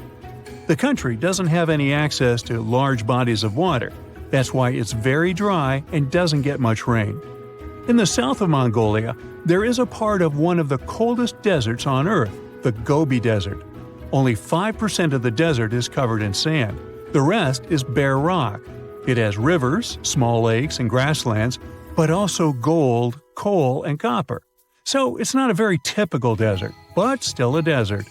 Rain clouds don't reach there because of the Himalayan range that keeps the area in the shadow. The desert is expanding every year, because of climate change, of course, but also because of deforestation and changes in land use. The whole country is quite dry with little precipitation, and that's why the inhabitants aren't afraid of the desert. Yes, the desert is populated. There are people living there. They're nomads who are busy with raising cattle. Nomads are people who don't have a settled home. They travel with their animals from place to place following the seasons. When they settle somewhere before their next trip, they set up a tent that is called a yurt. These have been homes in Mongolia for thousands of years, and it's amazing that some people still live in them. The skeleton of a gourd is made of poles, which are then covered with layers of felt and waterproof fabric. The Mongols are a very welcoming nation overall, but the nomads are on a whole other level. They don't get guests often, and they're always ready to greet someone and give them a taste of traditional horse milk. They don't even have bells at the entrance of their yurts, inviting guests to walk right in. Of course, there are also people who live in cities and villages and have settled homes, and they are the majority, about 3/4 of the population. The biggest city in the country is the capital, Ulaanbaatar. Almost half of the country's population is concentrated there, in just one city, even though it's the coldest capital city in the world. The average yearly temperature there is 32 degrees Fahrenheit. The average temperature in Washington, D.C. is 60 degrees, and it's 44 in Ottawa. When the city was first founded in the 17th century, it was located about 180 miles southwest of the current place. Then it was moved a little bit 28 times until it finally settled in the current location. Why? Well, back then, most of the population were nomads, so the capital city was a mobile settlement too. Depending on seasons, pastures, water supplies, and many other factors, it moved along with its inhabitants. Now the city is big and settled, so maybe it won't be moved again. But who knows? I know, I have yet to tell you about the Mongolian Olympic Games. The event is called Nadam Festival. It's an annual festival held in the middle of summer that most Mongolians watch. In one form or another, the festival has existed for centuries. Locally, the festival is called the Three Games of Men, and people compete in 3 skills that have traditionally been considered 3 manly skills. So, what are those 3 games? It's Mongolian wrestling, horse racing, and archery. Originally, it was just men competing, but recently women have started participating in archery and horse racing. Mongolian wrestling is a folk wrestling style that's been around for thousands of years. The depictions of it can be seen on many ancient plates found in the area. Today, it's the most popular sport in the country, and Mongolia hosts many international tournaments too. So, of course, there is a wrestling part at the festival, and it's the first game. The rules are quite simple. Whoever touches the ground with anything other than a foot loses. There are no weight classes, no age or time limits, so it takes as long as it needs to win. And yet, they do it with grace. Match courtesy is important. For example, if an opponent's clothes get tangled, the other one is supposed to stop and help solve the issue, even if it means missing a good opportunity to win. At the end of the match, when one participant is defeated, the winner will give them a hand and help them back up on their feet. The game starts with either 512 or 1,024 participants who wrestle in pairs. Every loser is eliminated. The game goes on for 9 or 10 rounds, depending on the initial number of participants, until there is a winner. Then there's horse racing. This is a cross-country long-distance event, between 10 to 17 miles, depending on the age of the horse. Up to 1,000 horses from all over Mongolia can participate in the competition. Then, in archery, people compete in teams of 10. Each archer wears traditional clothes and has 4 arrows to shoot into a wall of woven or wooden cylinders. Knock one out of the wall and you get points, and the team that gets the most points wins. Let me continue my world tour, and now we're heading straight to Europe. Let's start our journey in Greece, a place with thousands of years of history. Even in modern days, there are still ancient ruins there that are being carefully preserved, and it's an interesting ride. The airport of Athens has a built-in museum with ancient artifacts. And here's how ancient and modern coexist there. Here's the view of the Acropolis from the street. A Spartan roaming the streets of Greece. A Redditor shared a photo of a modern building built right over the ancient ruins. The visitors can see the ruins through the glass. Greece is also very well known for its cats roaming the streets everywhere. This Redditor spotted a cat guarding the National Bank of Greece. These days, everyone is trying to reduce the usage of plastic. Some use paper straws and some go with glass straws. But this cafe in Greece offered to use macaroni as straws. I'm not sure if it's stupid or genius. Another user went to a restaurant in North Macedonia and got baffled when they served slices of pizza on waffles. Double win, a snack and no waste. In Romania, vending machines seem to be a thing. This one, for example, is a machine with ham. And here's a better one, a vending machine selling cartons of eggs. Scrambled eggs, probably. Europe is a place where old neighbors are modern, and this combination is mesmerizing. I'll show you. This Redditor shared a photo of a modern basketball court squeezed between 700-year-old walls in Croatia. And here's a photo from inside a grocery store. Look at these old columns. Modern problems require modern solutions. These traffic lights light up the ground so that people who store their phones could notice when the light changes. Italy is a work of art with thousands of years of history. I have quite a bunch of stuff for you from there. Some ruins date back thousands of years, and a lot of that gets preserved. A Redditor shared a photo of a lobby of a hotel that has a glass floor so that the ruins were visible. And these are the railing in an Airbnb. Even street signs are a work of art in Italy. Look at this one. Another Redditor shared even more designs. This Redditor showed a photo of a supermarket that is located in an old theater in Venice. Another user added one more photo of that supermarket. Since we're talking about supermarkets, apparently, pets are allowed there. There are even special carts to carry them. Cities are centuries old, and there are quite a few narrow streets, so post vehicles have to adjust to fit them. Here's one of them. Some cities have canals or are located on islands, so boats are a thing. This is a UPS boat at Murano Island. Europe is packed with countries. The city of Basel in Switzerland is located right on the border with France and Germany, so the airport has 3 exits. You can walk out of it to France, Germany, or Switzerland. Let's walk out in Germany. Look, there's a traffic light with a girl walking a camel. The reasons are a mystery to me because camels aren't really a German thing, but it's cute. Here's another unique streetlight featuring Karl Marx, a famous German philosopher. Back to baffling vending machines. In Germany, you can find vending machines with sausages. Hamburg is Germany's major port city. There's a river that connects it to the North Sea. No wonder there's a drive-through McDonald's for a boat. Look at this design of mineral water that is being sold in the Swiss Alps. A Redditor brought a souvenir from France. These are baguette-shaped pens. Look at this narrow house in Spain. I wonder what it looks like inside, but unfortunately, the Redditor only shared the exterior. In Portugal, cell phone towers are disguised as trees. And this is a bus that can ride the roads and then turn into a boat. A Redditor spotted doors in London that have doorknobs in the center. This seems super inconvenient, but apparently the handle doesn't turn and exists only to pull the door closed. And the metal part with the keyhole has a little handle on the bottom of it.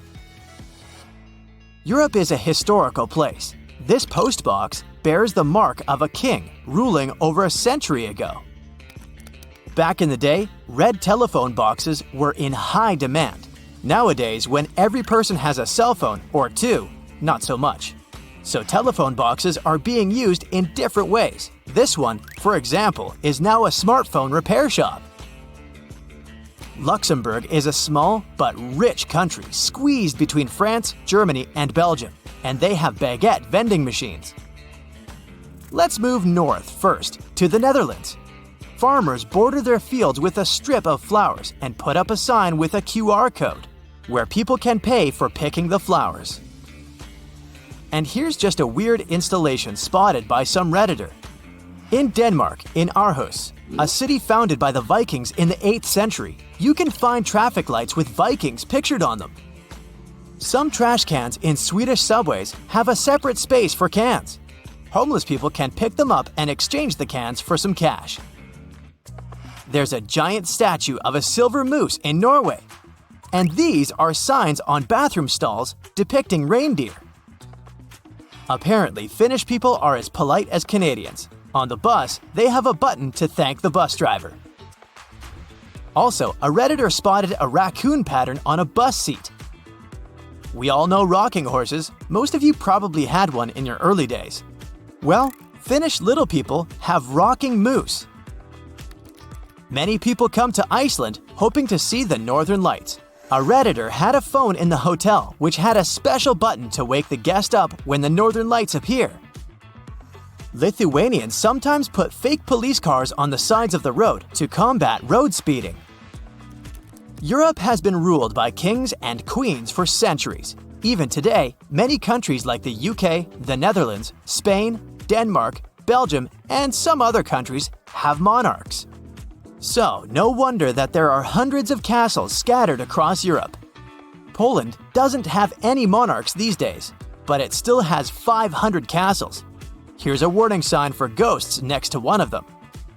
In Wrocław, all landmarks have a model so that visually impaired people could touch and see them too. There's also a statue of Darth Vader in one Polish city. In reality, it's a statue of a Polish magnate who supervised the construction of a port. But from time to time, locals dress the statue in Lord Vader's costume. This sign in Poland specifically prohibits bikes, tractors, and horses to go on a highway. In some places, there's a separate line on the sidewalk for people who are walking and staring at their phones. And now we travel across the Atlantic to Africa. This is Dune 7 in Namibia, the 7th biggest dune in the world. It's as tall as the Empire State Building. An internet user shared this photo. Someone in Tanzania put a literal penthouse on top of the building. I did some research and found out that it's a hotel. Still doesn't explain the roof, but I'm totally buying it. Maybe it's marketing. Drivers in Mozambique should be careful and watch out for elephants. And this is a sign from South Africa. Watch out for penguins. And another one that asks to baboon-proof the trash bins. So baboons are the raccoons of South Africa. Trees growing through the roads aren't surprising anymore, but this is a palm tree in Morocco growing through multiple balconies. A Redditor shared a photo of a runaway horse in Israel returning to the backyard in an urban area. Urban horse encounters are relatively common in the country. A hotel in Turkey served a whole honeycomb for breakfast to this Redditor. 300,000 people and over 80,000 horses. Yep, that's Iceland. The breed they have there is very specific, hardy, long-lived, and because of it, internationally popular. These horses can be found in North America and Europe too, but they can have certain features people from Iceland don't want their breed to have. Because of that, the Icelanders wanted to avoid mixing their horses with other breeds, so they passed a law over 1,000 years ago that said no horse imports. That's right, even if they give you some of their own horses, you can't take them back. No chewing gum in Singapore. Vandals used to stick their chewing gum on door sensors or would find some other way to mess with public transportation, so the country had to spend around $150,000 annually to clean that.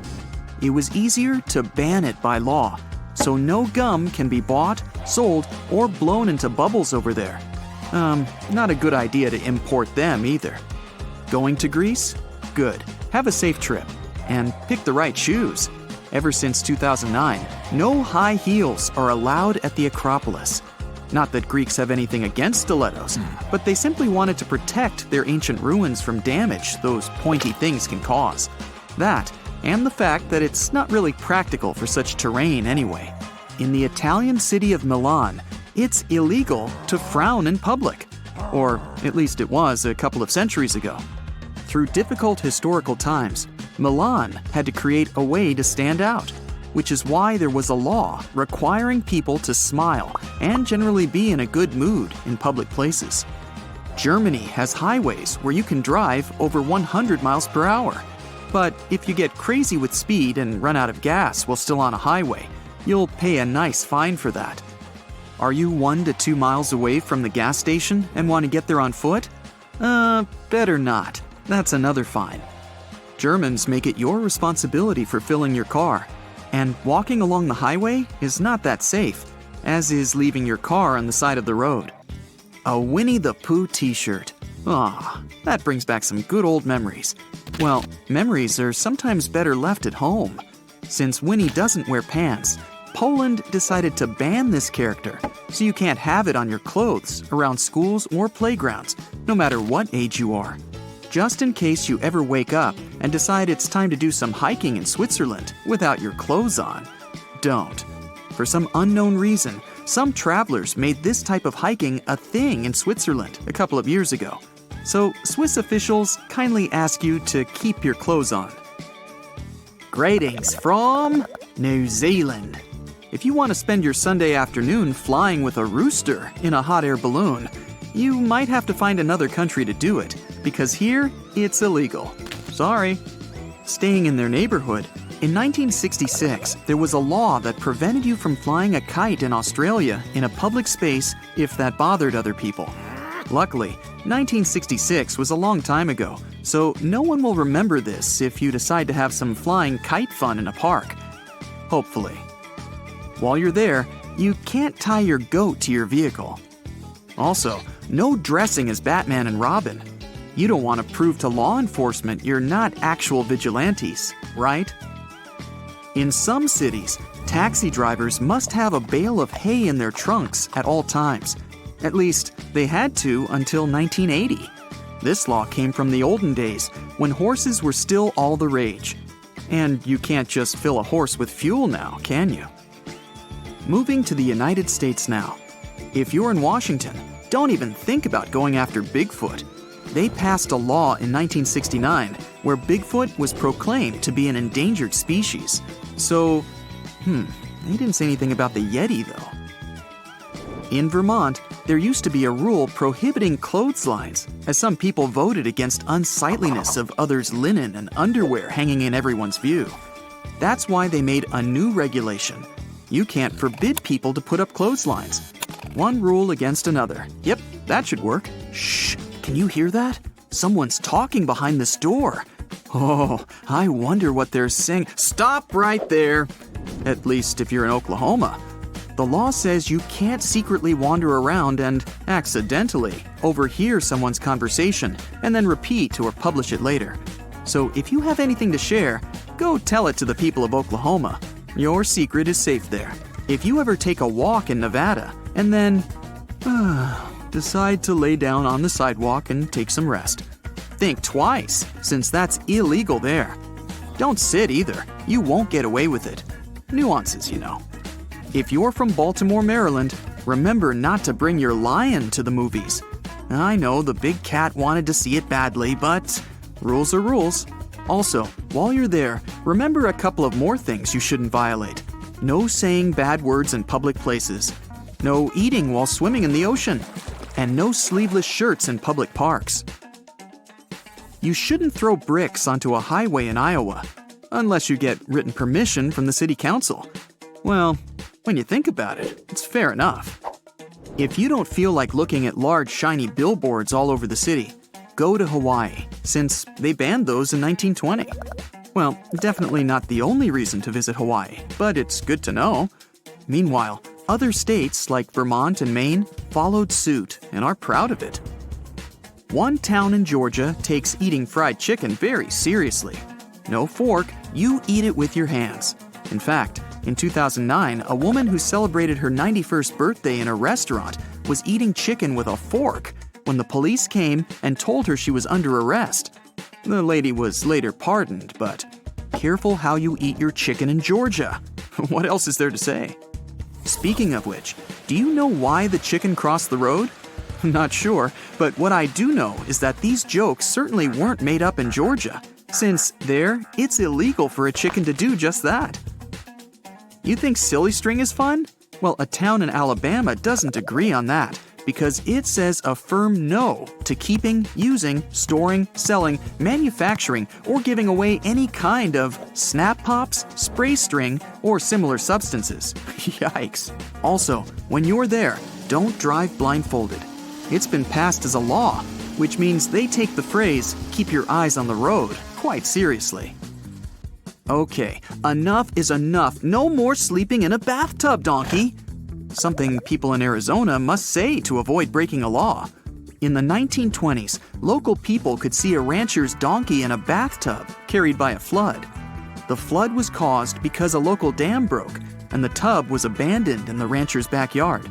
The donkey simply decided to take a nap in it. And you know how it goes. Long day, warm afternoon, post-lunch rest, just couldn't help it. After they managed to save the animal from the sailing tub, the town decided to prohibit donkeys from sleeping in a tub. You know, just in case. In Connecticut, a pickle must bounce in order for it to be considered a pickle. In the 1940s, 2 men were even arrested for selling pickles that weren't legitimate because they didn't bounce. Now, the question is, how exactly does a pickle bounce? More from the Meanwhile in Connecticut episode. It's illegal to cross a street while walking on your hands. Oh man, that's one of the hardest ones not to break. Your best friend is having a birthday. What could you give her? A spa day voucher? Tickets to Disneyland? Dinner at a fancy restaurant? A rat? Well, unfortunately, a rat is out of the legal game if you're in Montana. Well, you've got to respect the law. Luckily, if you're from Florida, rats are a completely fine gift. At least, way better than some bigger animals. Because while you're there, you need to pay parking fees for them. Camels, elephants, horses, and the rest of the animal crew. Sorry guys, you gotta respect the rules. Picture this. Hundreds of thousands of workers create 2 artificial islands in the ocean. Then, they build a large airport there. Around 30 million passengers a year will use it in the future. The engineers face many problems during the construction process, but they managed to solve them. The initial cost of the airport is around $8 billion. As time passes, the cost increases to $20 billion. It makes it to the list of the top 30 busiest airports in all of Asia. Everyone is happy, celebrating the successful completion of construction. And then, it begins to sink. $20 billion is slowly going down to the bottom of the ocean. Of course, no one will allow such money to float away. Engineers start developing a plan to save the airport. But let's go back to the very beginning and find out how this was even possible in the first place. It all began in 1964 near the Japanese city of Osaka. That year, the first plane landed on the territory of the new Itami International Airport. The flight was successful. Everyone was happy. But there was one problem.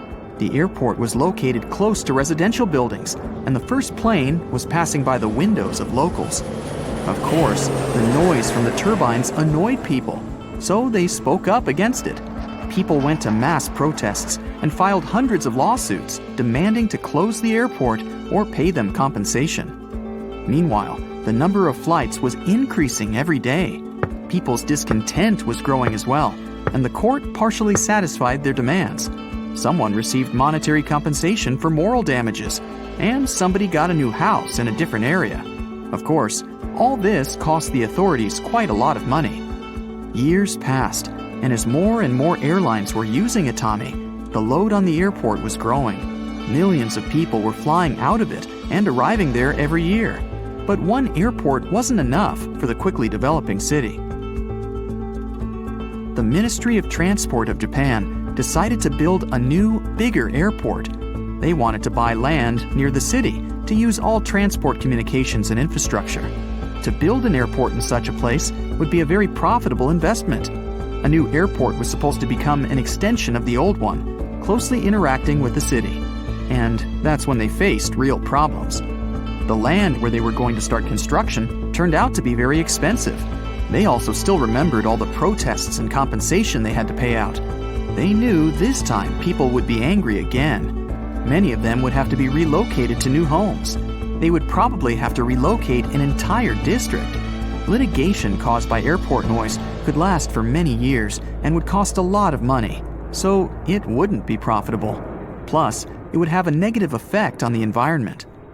So, after some discussion, they decided to build a new airport a few miles away from the city. That way, planes wouldn't have to fly over residential areas. The location was perfect, but there was a small problem. The airport would have to be built on water. The engineers were confident they would cope with this task. So in 1987, the construction of Kansai International Airport began. However, first they needed to build an artificial island. One wasn't enough, according to the project, so they decided to create two. They figured out the construction would be cheaper this way than if they started building it somewhere near Osaka. First of all, surveyors, along with engineers and other experts, conducted a thorough study of the seabed. They needed to find the perfect place to build a strong foundation for the future island. Then, they built walls to protect the construction site from waves. They installed 48,000 concrete blocks and rubble. They built steel cells weighing hundreds of tons around the walls. These dams were supposed to prevent the island from destruction by water during all stages of construction. They had to make sure the island wouldn't be destroyed by waves while they were still building it, so they needed an extra protection shield. The price of this shield was about $150 million. After that, complex work on solidifying the soil and pumping out all the liquid began. Builders were laying hundreds of thousands of tons of sand on the clay seabed. They created an additional thick layer of the ground as a foundation, but all this soil was wet. It was like a sponge that changed its shape and could collapse and pull the airport with it. That's why engineers installed more than 2 million vertical pipes in the soil. They poured sand inside each pipe. Sometimes, during the construction of other artificial islands, the pipes are filled with fabric. All this is necessary to absorb moisture. The system operates on the principle of a vertical drain. Then, the workers removed the pipes. The drains remained inside the ground. The next step was adding some extra soil over the layer of sand. Builders took that soil from the mountainous terrain of Osaka Bay and transported it on barges from neighboring cities and countries. They put all this soil on the compacted layer. Then the mass of the new layer simply pushed all the liquid into the less dense sand. There, moisture could only move horizontally because of the strong pressure from above. Then liquid got into vertical drains, went up, and evaporated. The more moisture came out, the more compacted the soil was becoming. It got stronger and less prone to deformation. The laying of new soil went in stages. It was important to pause so that each of the levels could strengthen and descend. So, layer by layer, the builders finished it. Then, they drove 900 columns into the ground and rested them on hydraulic jacks for a solid foundation. This would allow adjusting the columns in case the soil began to sag.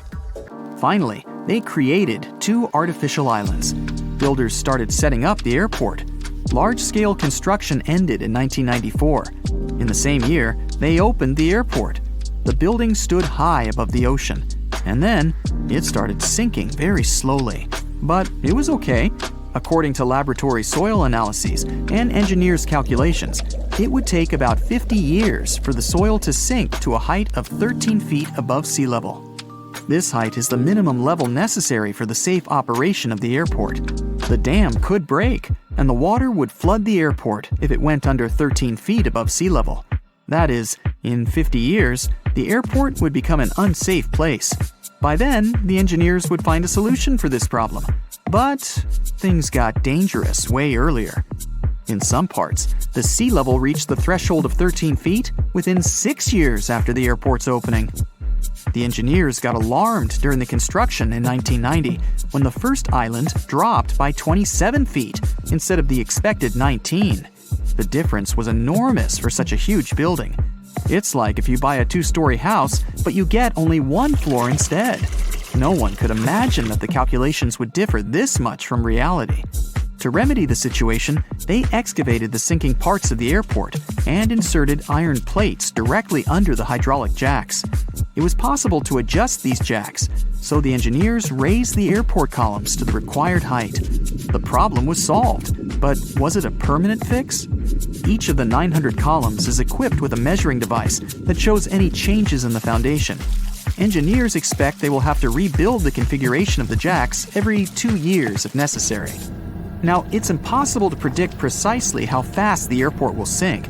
The situation is complicated because buildings are sagging unevenly. Some scientists think the second island will reach the 13-foot mark by 2023. Perhaps it will happen faster, but it can also take longer. At the moment, one thing is for sure. Kansai has sunk by almost 40 feet since 1994.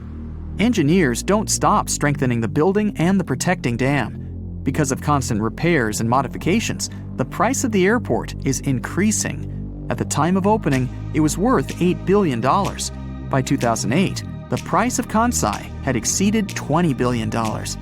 Despite this, the airport does its job perfectly. It connects Osaka with the rest of the world. More than 26 million passengers use its terminals almost every year. This makes it one of the busiest airports in Japan. Reducing the load wouldn't fix the sinking problem. The pressure is exerted by the filled-up soil, not by the equipment. It's 2010. You're in the Japanese waters of the Pacific Ocean, about 745 miles south of Tokyo and very close to the island of Iwo Jima. The sky is clear. There are almost no waves. A heavy, low rumble comes from somewhere deep under the sea.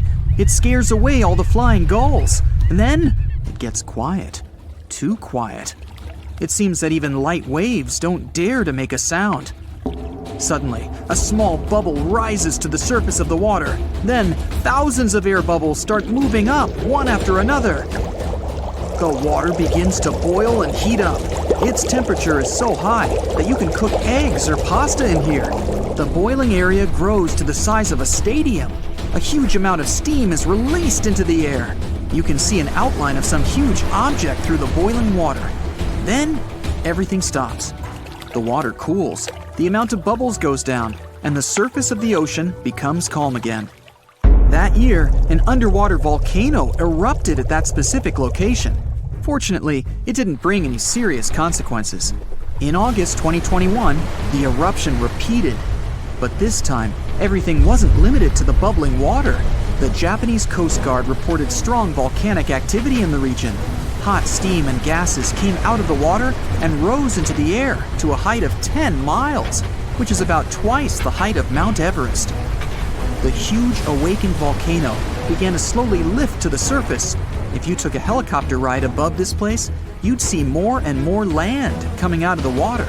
This is not just a volcano, it's a whole island in the shape of a horseshoe. And this is just the beginning. Seismologists say this island is the tip of a huge volcano. It fills the sky with smoke and ash. The air temperature is rising. Scientists continue to monitor the situation. They believe the volcano can completely get out of the water. Nobody knows what consequences this may have. This isn't the first island that has appeared in the waters of Japan. Underwater volcanoes have erupted several times over the past century. One of the most surprising cases occurred in 2013. That year, a small piece of land was formed next to the already existing island. The underwater volcano that emerged from the water began to grow slowly. At some moment, it connected to the island. After 2 years, the area of this island increased by 12 times compared to the original size. Smoke is always pouring out of this place, and its surface is filled with red-hot lava flows. The volcano is unstable and isn't going to calm down. Such phenomena occur not only off the coast of Japan. In the 1960s, a volcano awoke on the southern coast of Iceland. For 3 whole years, it was coming to the surface and had formed an island by 1967. They called it Surtsey. Unlike the Japanese islands, this is where the volcanic eruptions ended. Now the island is one of the most inaccessible places on the planet. Only a few scientists in the world have permission to walk around this place. They want to learn how the plant and animal life of the island are formed without human intervention. This is a unique event, and here's why. Underwater volcanoes differ in their behavior from land volcanoes. They don't explode and don't release lava flows upwards. A huge amount of water above them creates high pressure. As soon as the magma gets out, the water immediately lowers it to the seafloor. Underwater eruptions don't normally cause any changes on the ocean surface. So, millions of gallons of lava sink to the bottom, cool down, and solidify around the volcano. This lava forms a thick layer of Earth's rock. To make an island appear on the surface, an underwater volcano needs a lot of magma. The next eruption creates another thick layer. Millions of years pass, and passive lava flows form mountains. Constant eruptions increase the height of the seabed. Layer by layer, the cooled lava rises higher and higher. And then, one day, it appears on the surface in the form of an island. Often, underwater volcanoes don't reach the surface and fall asleep forever. Such volcanoes are called seamounts. The tectonic activity also affects the formation of islands. The volcano has a source of magma that comes from the mantle of the planet. The tectonic plate is moving, and a volcano is placed on it, so the plate can lead the volcano away from the source of magma. When a volcano rises, it can simply move aside and no longer erupt. From the outside, the volcanic islands look like an apocalypse, lava spraying in different directions, smog and ash filling the sky. But in fact, volcanoes are not about destruction, but the creation of new life. Lava is any hot metal, but the natural lava flowing out of volcanoes is called magma. When it appears on the surface of the ground, various gases and acids instantly evaporate from it, and magma becomes lava. But underground, it's magma. These molten metals contain trace elements of almost all chemical substances that exist in nature. They enrich the land they're flowing in. Ash is also filled with many different elements. The lava hardens, the ash settles, and this creates favorable conditions for the appearance of a rich ecosystem. It can take millions of years to develop, though. The simplest bacteria appear. They feed on chemical elements coming from the volcano. When you have favorable conditions for bacteria, you get favorable conditions for bigger life forms.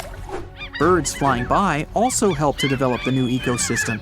They build nests on the island, bring tree seeds and plant spores from the continents and other islands. All this enriches life on the volcano. Volcanoes are isolated places, so unique species of animals, insects, and bacteria can appear only there and can't be found anywhere else on the planet. However, if the volcano wakes up, it can also destroy the ecosystem. The entire island can be covered with ash and simply lose all vegetation. But then, on the scorched ground, life can appear again. Hundreds of islands around the world appeared because of the eruptions of underwater volcanoes.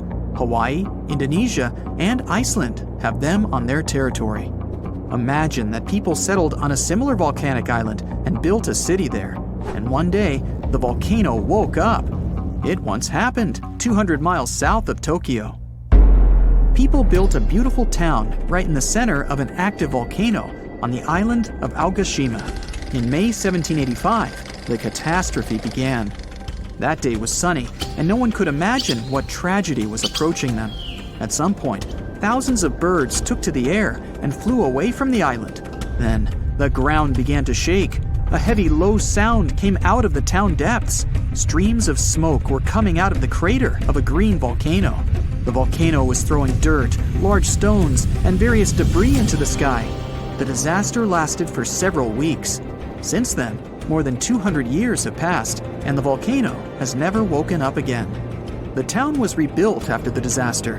Now, this place is so great, people don't want to leave, despite the risk of a new eruption.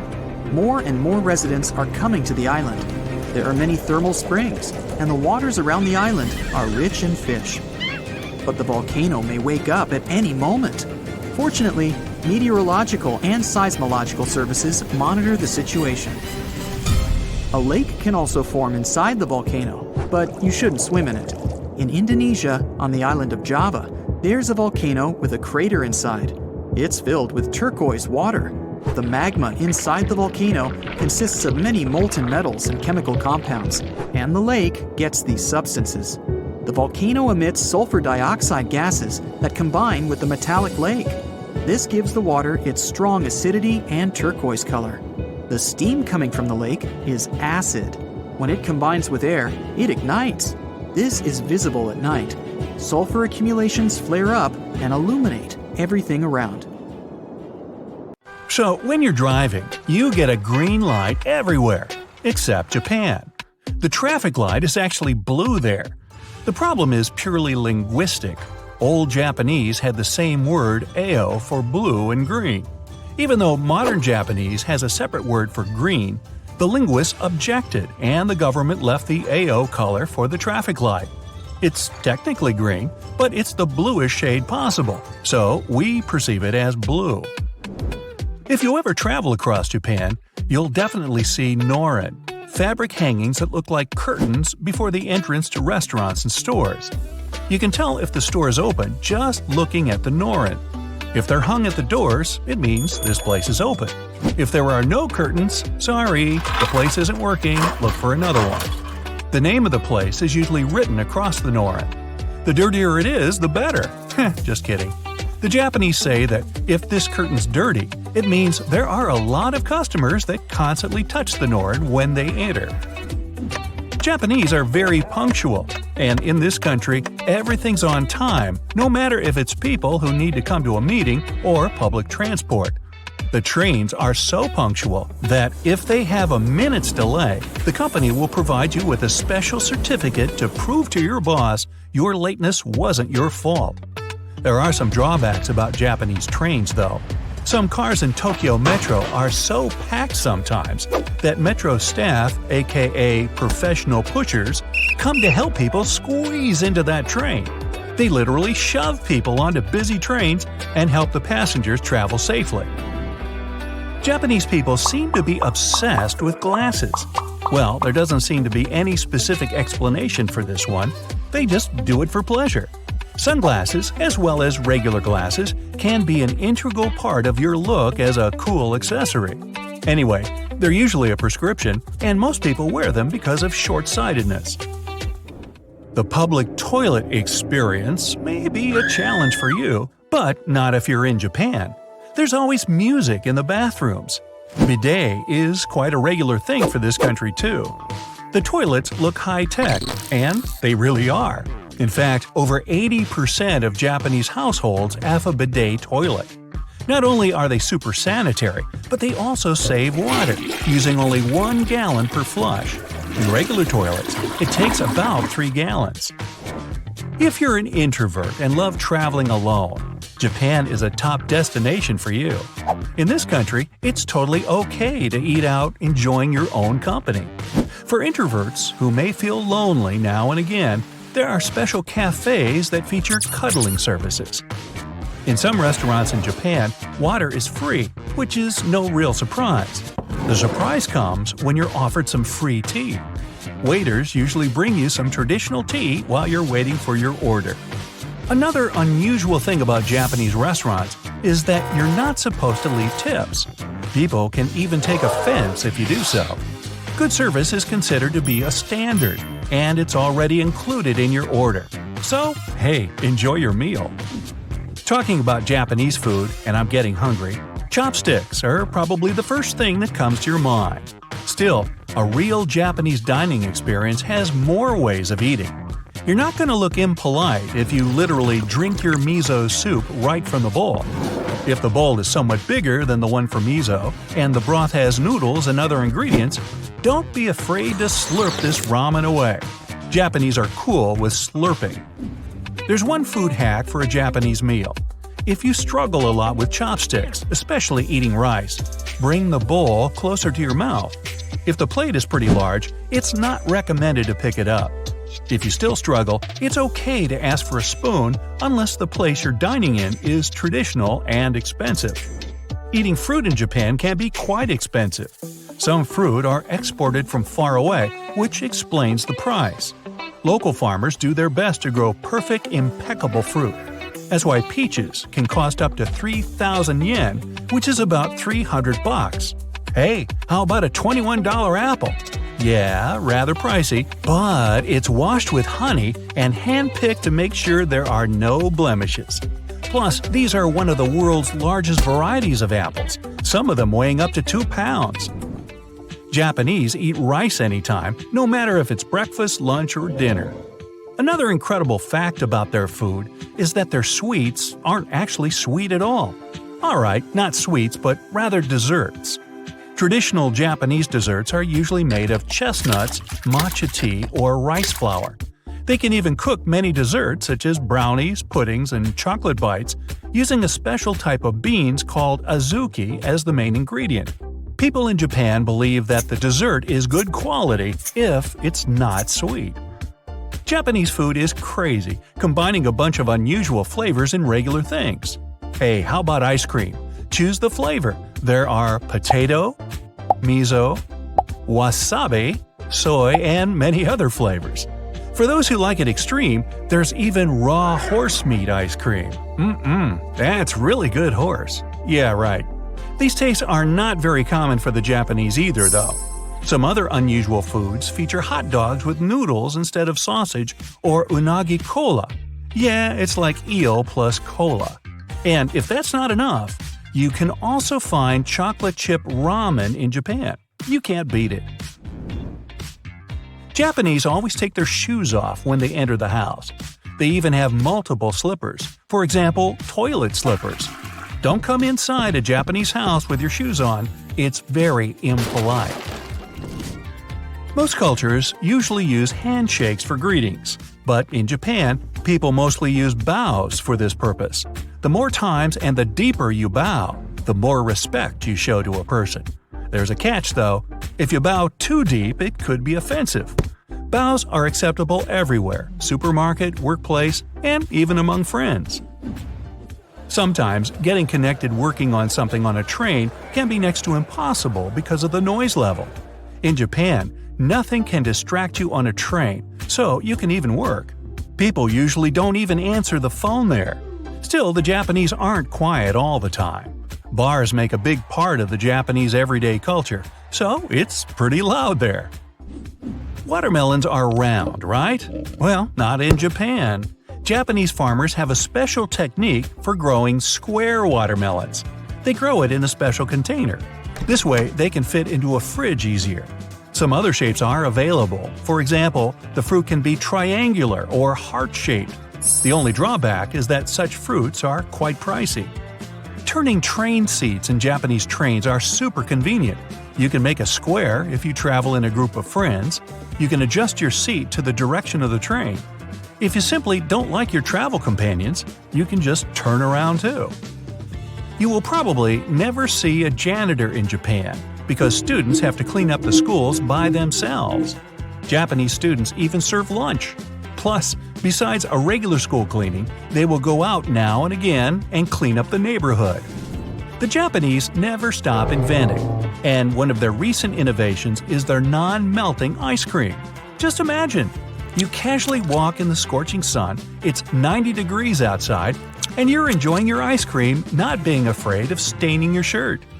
The secret ingredient is polyphenol extracted from strawberries that prevents oils and water from separating, preserving the ice cream shape. In Japan, with such an abundance of vending machines, you seem to be likely to buy anything you want without ever going to a store. Vending machines sell everything from food to canned bread – yeah, it exists – super spicy snacks with warning disclaimers on the machine, and even toys. Anyways, the Japanese themselves are more likely to grab a quick snack in a store instead of those machines. Long ago, Japanese women would blacken their teeth instead of whitening. Pitch black objects were a kind of beauty standard. To dye the teeth black, they would use iron filing dissolved in vinegar plus some tea powder. And finally, if you want to wish someone a good day in Japan, do you say, "Have a bidet"? No, probably not. This area might just be the most important spot in America right now, as it is worth over $1 trillion. There's something incredibly valuable hidden right here at Thacker Pass, and it is going to shake things up, not just in Nevada, but in the U.S. economy and its global relations. The McDermott Caldera is a massive area, about 28 miles long by 22 miles wide, stretching across northern Nevada and southern Oregon. It's in Humboldt County, a quiet, rural place with just one main city that's going to change a lot in the next 5 to 10 years. That's because they found white gold there. We're talking about lithium. And to explain why this metal is so important, we need a scale. On one side, we place a chunk of lithium, and on the other, an apple. What do you think will happen? If both have the same volume, the scale is going to tip toward the apple. That's because lithium is super light. Its density is about 0.3 ounces per cubic inch, which makes it the lightest solid you can find at room temperature. Lithium is also extremely reactive. That means it combines with other elements very easily, and it can catch fire just as easily. Mix it with water? Fire. Expose it to air? Yep, fire again. But when you combine its lightness with its high reactivity, you get a material that's perfect for batteries. Like the one powering your smartphone, laptop, or even your electric car. Nevada's been hiding this treasure for about 16 million years. The McDermott caldera used to be a volcanic hotspot, spewing molten rock and creating a huge lake filled with mineral-rich waters. Over time, that lake dried up, leaving behind thick layers of clay loaded with lithium. Right now, Thacker Pass Mine is sitting on one of the biggest untapped lithium reserves in the world, worth about $1.5 trillion. If everything goes as planned, they expect it to produce about 40,000 tons of high-quality lithium a year.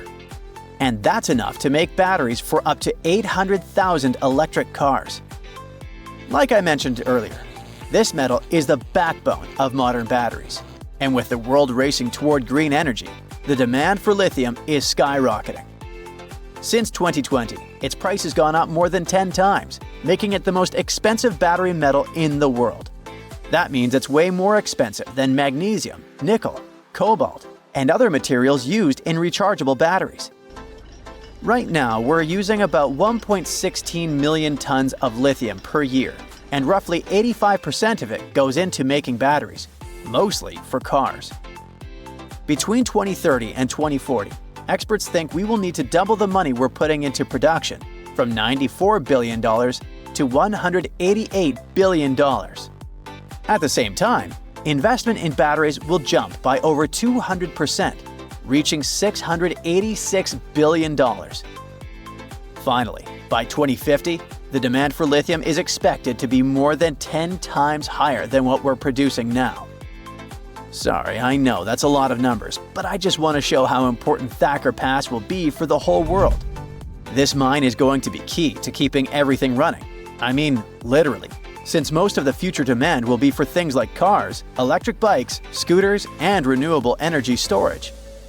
Nevada could also be the epicenter of a global energy revolution, with the US aiming to cut pollution by 50% by 2030. A big part of that is replacing gas-powered vehicles with electric ones. And to make that happen, America is going to need a whole lot more lithium than it's producing right now. Nowadays, most of the metal used in the United States come from countries like Chile and Argentina. So if America wants to be a leader in this market, it really needs to invest more and more in projects like Thacker Pass. But there's another challenge. Finding lithium in a mine is one thing, but refining it is another story. Just like diamonds are carefully cut and shaped to bring out their sparkle and sold in rings and necklaces, something similar needs to be done with lithium. The raw material that comes from the mines has to be refined into a pure form that can actually be used in things like batteries. And China pretty much dominates this part of the market, and they're responsible for about 75% of global lithium-ion battery production. In other words, it doesn't matter if a country finds this powerful metal on its land, it will probably still need China to help refine it. So, the US is eager to strengthen its supply chain. In fact, they're so excited about this possibility that authorities have invested over $2 billion in loans into the Nevada project. Because of that, Thacker Pass could make the US a leader in lithium production worldwide. If their estimates are right, the McDermott caldera could hold nearly half of the world's known lithium reserves. It would almost double the reserves found in Bolivia's salt flats, for example, which used to hold the record for the world's largest deposit. This discovery is about to change Humboldt County for good. Those quiet streets surrounded by nature will never feel the same again. The mine will need about 2,000 workers who will probably move there from other cities. Those workers will need houses, hospitals, schools for their kids, and all the necessary services. Do you see how it's like a ripple effect? For every person hired to work on the project during construction, 6 more people will get hired in the state to support them. Thacker Pass is also going to have a huge impact on the economy, not just in Nevada, but all across the country. People expect the mine to be active for 35 years and each year it's expected to generate over $2 billion. But here's the thing. In Thacker Pass, they'll be extracting lithium from clay, and this process has never been done on such a huge scale before. So it's kind of a hit or miss, but if it works, it could completely change the industry. Big question. Who's interested in all this? Well, we've got 3 big companies eyeing the lithium market in the US. First, there's ExxonMobil. The oil giant wants to start producing lithium by 2027, and they have plans to become the top supplier for electric vehicles by 2030. Then there's General Motors, the company behind big car brands like Chevrolet and Cadillac. They're so interested in this business that they agreed to pay $625 million for a 38% stake in Thacker Pass. And finally, Tesla. In 2023, they started building a factory in Texas to process lithium. It's all part of their plan to handle more of their supply chain themselves. Now that you know how important lithium is, you might be wondering, what if we run out? Well, that could happen, since it comes from mining and, just like gold, is a finite resource. But that doesn't mean we'd have to give up smartphones or electric cars. If we ever run out of this metal, we'd probably find new ways to produce batteries. In fact, some experts think thermal batteries could be the next big thing. They store extra energy from renewable resources like wind or solar power, which are very cheap. So they represent a new way of storing energy at a small fraction of the cost. Nowadays, they're primarily used for powering the production of steel, cement, and chemicals. Thermal batteries are also being used to heat and cool large buildings. However, more and more projects are focusing on bringing this technology into private spaces, like houses and apartments. Experts are optimistic that initiatives like these could make thermal batteries as well known as electric batteries, and they might soon become a regular part of our daily lives. There's a stretch of water that even the most experienced explorers fear. No matter what season you choose to cross it in, you risk meeting face-to-face with waves that can reach as tall as the Hollywood sign. I'm talking about the Drake Passage, the waterway connecting the Pacific Ocean to the Atlantic Ocean, stretching from Cape Horn at South America's southernmost tip to Antarctica's South Shetland Islands. It's about as wide as the distance from London to Berlin and takes up to 48 hours to cross. Some sailors compare getting on the other side to going to the moon. That's how challenging it is. Even the man who discovered it, Sir Francis Drake, never sailed these waters because they seemed too dangerous to him and opted for a calmer, although longer, Strait of Magellan. The passage took the lives of around 20,000 sailors and over 800 ships. Tourists who want to see Antarctica cross the Drake Passage on a regular basis, although it's still often called the world's most terrifying ocean crossing. The Antarctic Peninsula, where travelers go, isn't really part of Antarctica itself. It sticks out and points towards South America like 2 fingers almost touching it.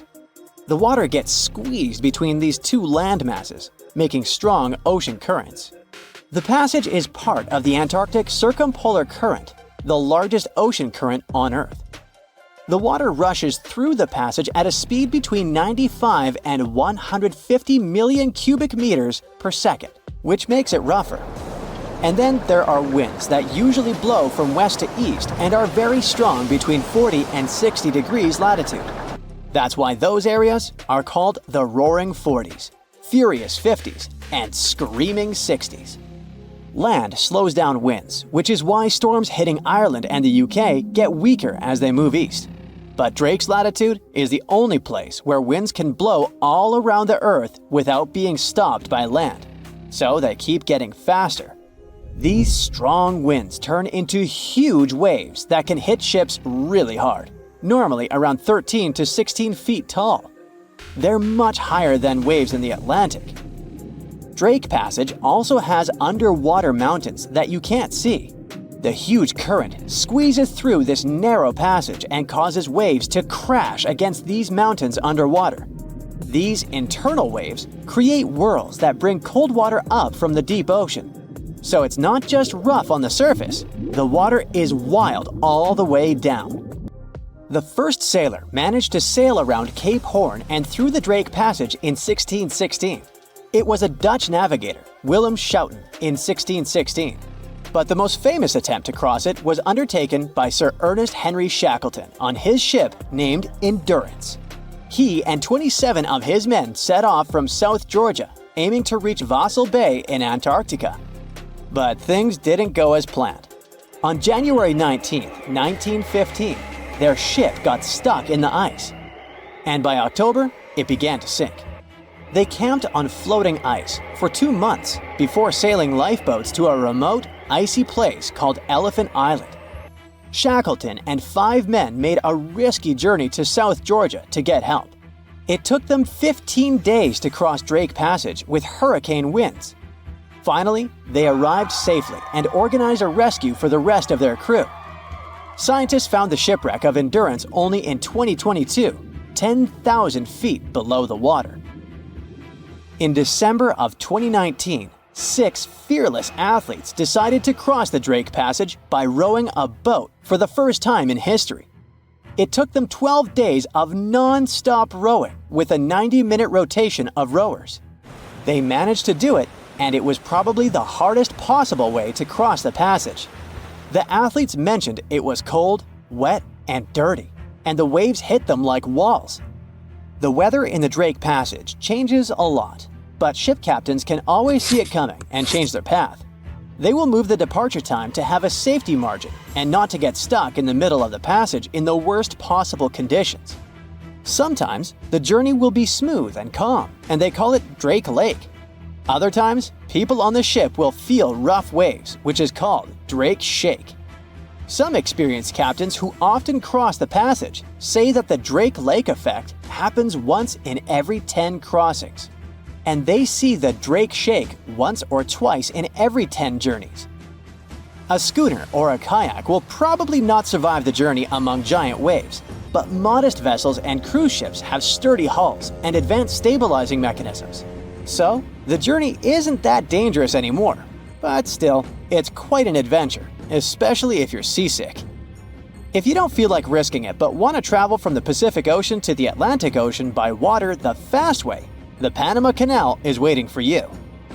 People first started thinking about making a water path across Panama in the 16th century. Back then, a Spanish explorer found out that only a thin piece of land separated the two oceans. But it seemed impossible to build it because of the mountains and thick jungle, so the idea had to wait a couple of centuries. Finally, in 1880, France, led by the man who built the Suez Canal in Egypt, tried to make the canal. But the people who started the construction soon found out it was much harder than it looked on a map. The land in Panama was one of the toughest and most dangerous places to dig a big waterway. Workers had to literally move huge mountains in a jungle full of snakes, where it was really hot and rainy.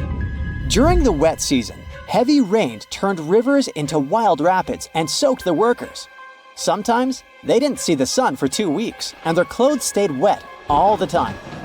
Big rocks were falling, and tiny mosquitoes that carried malaria made people very sick.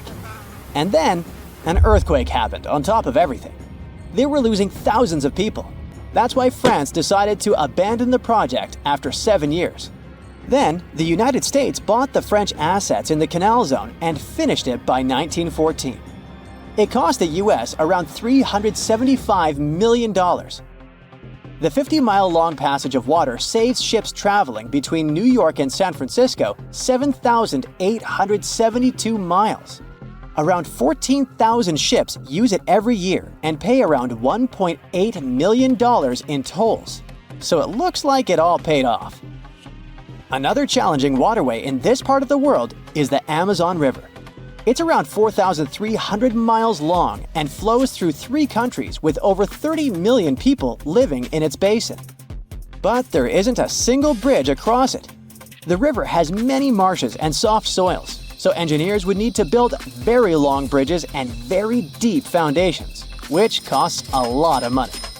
Building bridges over deep water is tough, but in other places in the world, engineers can use things like floating platforms to help. The river's path and water levels change a lot during the year.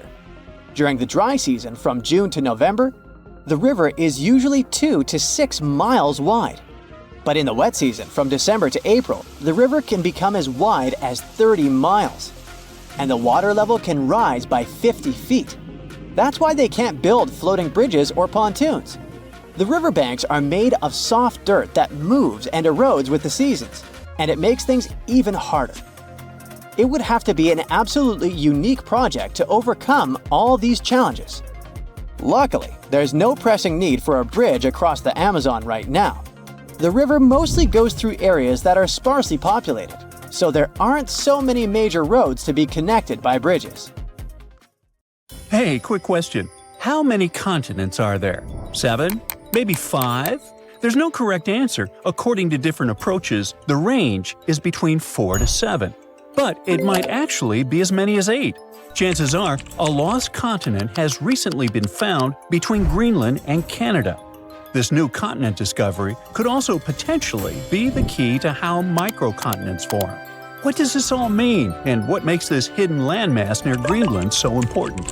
Now, if you're like me, and if you are, then there's 2 of us, when you hear the word continent, you probably think of land like Europe or Africa, places above water where people live. But in science, a continent isn't about being above sea level. It's about what the land is made of. Earth's outer layer, called the crust, comes in 2 main types, continental and oceanic. Continental one is thicker, lighter, and made of different types of rock, like granite. The oceanic crust is thinner, heavier, and made mostly of dark volcanic rock. Now, the discovery under the Davis Strait between Greenland and Canada appears to be a piece of continental landmass, even though it's under the ocean. Scientists call it a proto-microcontinent because it began to break off from a larger terrain millions of years ago, but never quite made it. As tectonic plates slowly shifted, the Earth's crust in this region stretched and cracked. One chunk started to split away, but for some reason, the process stopped. It didn't drift off like a full continent, and it didn't sink like ocean crust either. Instead, it stayed right there, floating beneath the waves all this time. This makes it different from true microcontinents, like Zealandia, which have completely detached and now exist as separate tectonic blocks. Zealandia is a submerged microcontinent near New Zealand. About 94% of it lies underwater, but because it's made of continental crust, many geologists say it qualifies as Earth's 8th continent. However, Zealandia is still debated because it's too big to be a microcontinent, and there's no official global body to define its status. There's no global organization like the UN or some kind of international geology council that can declare, hey, this is a new continent. Unlike Madagascar, which is fully above sea level and widely accepted by geologists as a classic example of a microcontinent, Zealandia is still waiting for a proper label. I know you're probably wondering, isn't Madagascar an island? The simple answer is, it's both. It's the 4th largest island in the world, completely surrounded by water. But it's also geologically considered a microcontinent because it broke off from the supercontinent Gondwana around 88 million years ago and is made of continental crust, not oceanic crust. Unlike volcanic islands like Hawaii, this isn't just built from lava. It's a real piece of ancient continental crust. So Madagascar checks both boxes: island by geography, microcontinent by geology. And that's exactly why these discoveries can be fascinating. Just like Madagascar stands out above the waves, this newly discovered landmass under the Davis Strait stands out beneath them, thanks to its unusual structure. What makes it stand out is its unusual thickness. Most of the ocean floor is thin, like metal. This is more like packed clay, layered with continental materials. Underneath this cozy comforter, scientists discovered some odd layers of rock, unusual because they're not where they should be. These layers act more like the materials found on continents rather than those typically seen on ocean floors.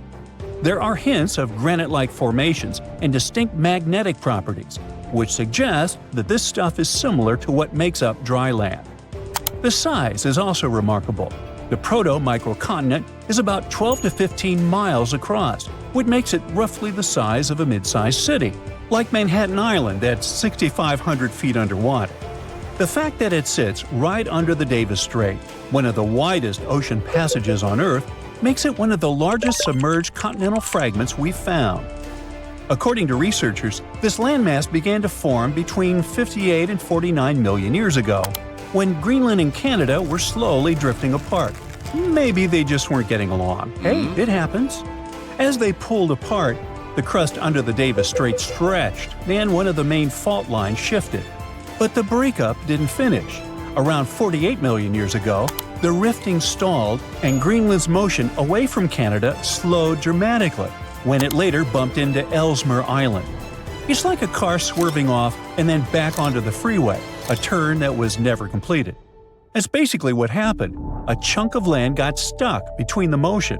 It didn't float off into the ocean like a new continent, and it didn't get pulled down into the Earth either. It just stayed where it was, stranded beneath the water. But that's not all. This chunk has its own fault system, and scientists say it actually looks like a miniature version of the San Andreas Fault in California. Now, a fault is basically a crack in the Earth's crust where sections of rock slide past each other. Think of it as a place where the Earth's surface split and tried to slide sideways. In California, this movement still happens today and can cause earthquakes. But under the Davis Strait, it's a different story. The movement started, then suddenly stopped, like hitting pause in the middle of a big shift. It's a frozen moment in the planet's past, preserved right beneath the waves. For geologists, that makes the microcontinent under Davis Strait incredibly valuable.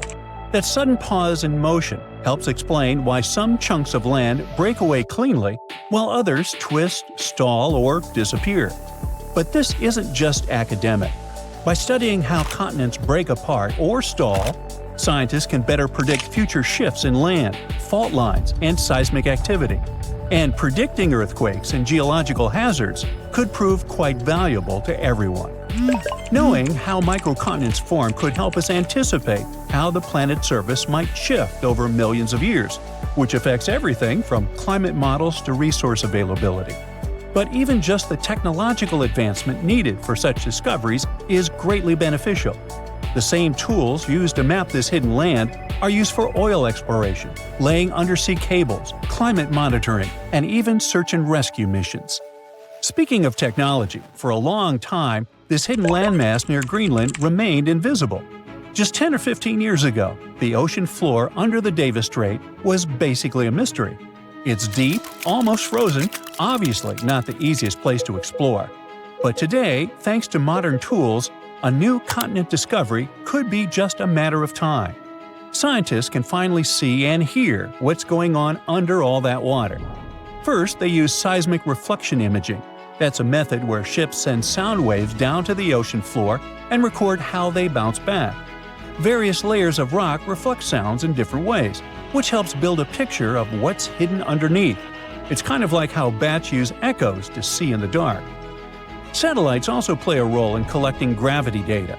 This may sound strange, but different types of rocks have slightly different weights. Heavier rocks create stronger gravitational pull, and satellites can measure those tiny differences.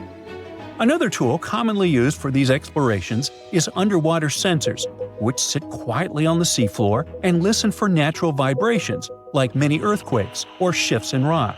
These vibrations help scientists figure out what the crust is made of and how thick it is. They're basically ears on the ocean floor. They also most likely used AUVs, or autonomous underwater vehicles, basically robot submarines that can scan the seafloor in high resolution even under thick ice. In any case, scientists are very excited because this new continent discovery is more than just a geological surprise. It's what they call a natural laboratory. The study of the microcontinent Davis Strait offers a rare opportunity to understand how microcontinents form, evolve, and sometimes fail to fully separate. It also reminds us that Earth's crust isn't as neatly divided as we once thought. Beneath the ocean, there may be other hidden landmasses near Greenland or elsewhere, almost continents just waiting to be found. This lost continent of Canada may not have made it as a fully fledged landmass, but its discovery is already reshaping how we view plate tectonics. And thanks to advances in technology, places we once ignored are now offering up secrets about the planet's deep past, and maybe even its future. You could wake up in New York, grab a bagel for breakfast, hop on a train, and by lunchtime, you'd already be in London, enjoying fish and chips. What sounds like every tourist's dream could be a reality soon. Right now, traveling between these two cities usually takes about 8 endless hours by plane. But a high-speed train zipping through a massive transatlantic tunnel could make the same journey in just 54 minutes. The plan is to construct this train beneath the Atlantic Ocean, so the stations would look like those trendy underwater restaurants. Not only would you get to Europe in record time, but you wouldn't have to deal with jet lag or feel sick from turbulence. So far, this mega project sounds amazing, but can we really pull this off? Well, that's the million-dollar question. Actually, it's more like a $20 trillion question. That's how much this train and its futuristic underwater stations would cost. It's hard to imagine anyone having enough money to construct it, so specialists thought it was out of the question. But people started feeling hopeful again when Elon Musk dropped this announcement. He said not only is this kind of transportation possible, but his company could make it happen for 1,000 times less than everyone thought. Traveling between New York and London in less than an hour means the train would have to hit a jaw-dropping speed of 3,000 miles per hour. Yep, 3,000. That's about 5 times faster than the cruising speed of a commercial airplane like a Boeing 747. So, how is this even possible? Well, it's not an average tunnel. We're talking about a vacuum-sealed tube underwater, which cuts out air resistance, letting trains zip through at insane speeds. And it's not just any train. It's more like a high-tech aerodynamic capsule that levitates and moves thanks to magnetic propulsion. At least that's what experts think, since this kind of technology is already in use today with the fastest public train in the world, the Shanghai Maglev. This machine runs in China and hits a top speed of 186 miles per hour. What's crazy is that its locomotives are not even touching the tracks. They're literally levitating and floating just about 0.4 inches above the ground. This line takes people from Shanghai to Pudong International Airport, so travelers don't have to worry about traffic and can get to their flights super fast. This cutting-edge technology makes a 19-mile trip take just 8 minutes and 10 seconds. With a regular train, that same journey would be about 4 times longer. Back in 2001, people worked hard over 2 years to construct the maglev train, and they also spent a lot of money, as the whole project cost over $1 billion. Despite that crazy initial price tag, keeping this line running is not as expensive as it might seem. It's actually cheaper to operate than regular trains. Since the maglev doesn't touch the tracks, that means a lot less wear and tear and way lower maintenance costs. On top of that, its propulsion system is impressively energy efficient. As we've already mentioned, this is the fastest operational train in the world, but China isn't stopping there. They're likely to break their own record soon, having already unveiled a prototype of their next generation train, the CR450. This sleek silver bullet had reached test speeds as high as 281 miles. If this project comes to life, if people really start using it on a daily basis, it will be a game changer for high-speed rail. And it could shrink the journey between Beijing and Shanghai to less than 3 hours. That's like 1 hour less than what people take when traveling on today's high-speed train. Now, the team just needs to run a couple more tests to ensure it meets all necessary standards for commercial operations. This car looks like a Batmobile, and it's probably just as powerful.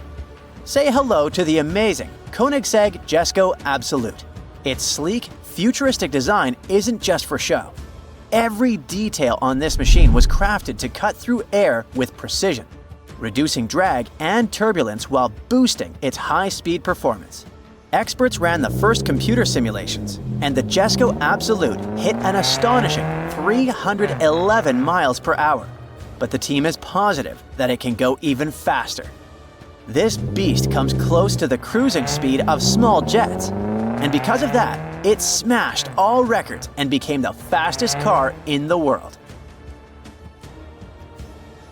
When you visit the Coventry Transport Museum in England, you'll come face to face with a terrestrial vehicle that looks more like a rocket than a car. Meet the Bloodhound LSR. It's been on display since 2019, right after hitting 628 miles per hour during tests in South Africa's Kalahari Desert. But the team behind this vehicle isn't satisfied just yet, and they're 99% sure they can go even faster. So, they're planning to bring it back to the track soon, aiming to smash another record. But there's a catch. The team is still looking for a fearless, skilled pilot who can handle speeds over 800 miles per hour. And before you rush to sign up for the challenge, let me remind you, it's going to take more than just guts. You will need a major sponsorship deal too, because getting back this vehicle on the track and breaking that land speed record could cost around $15 million. If you're curious about the fastest jets in the world, look no further. Meet the North American X-15, a legendary aircraft that flew for nearly 10 years and set an unofficial world speed record of 4,520 miles per hour. This beast is so impressive that it actually reached the edge of space during its test flights in the 1960s. Yep, astronauts territory. To put that into perspective, commercial airplanes, like the ones we fly in, usually travel at altitudes of up to 42,000 feet, but the X-15 soared more than 354,000 feet. Now, imagine flying faster than ever before, zooming through the sky at over 5 times the speed of sound. That's exactly what NASA did with this revolutionary aircraft, known as the X-43A. This airplane is scramjet powered, which basically means it's an engine that operates at a supersonic level. I mean, it doesn't have any moving parts like regular jet engines do, like turbines. Instead, it uses the plane's speed to push air into the engine. The air gets compressed or squished by the plane's fast motion, then mixed with fuel and burned to produce thrust. For non-experts, this might seem crazy, even dangerous. In fact, we should mention that the first flights of the X-43A weren't exactly smooth sailing. The initial attempt happened back in June of 2001, but the airplane was destroyed after the booster rocket went out of control. Thankfully, the second and third attempts were a huge success, with record-breaking flights that made history. I know elevators aren't the first thing that comes to mind when we think about super-fast means of transportation, but it's only thanks to ultra-modern high-speed elevators that skyscrapers as tall as the Burj Khalifa and Taipei 101 became accessible. One of the fastest elevators in the world is located in the Shanghai Tower in China, which has 128 floors. To get people from the ground floor to the top of the building quickly, the elevator has to move at an incredible speed of 67 feet per second. That's faster than Usain Bolt at his top speed, but just a little slower than a cheetah. Still, it is super fast, about 5 times quicker than the elevators we ride in most buildings. So if you're afraid of heights, speed, and tight spaces, we suggest you avoid going that far. That's it for today. So hey, if you pacified your curiosity, then give the video a like and share it with your friends. Or if you want more, just click on these videos and stay on the bright side.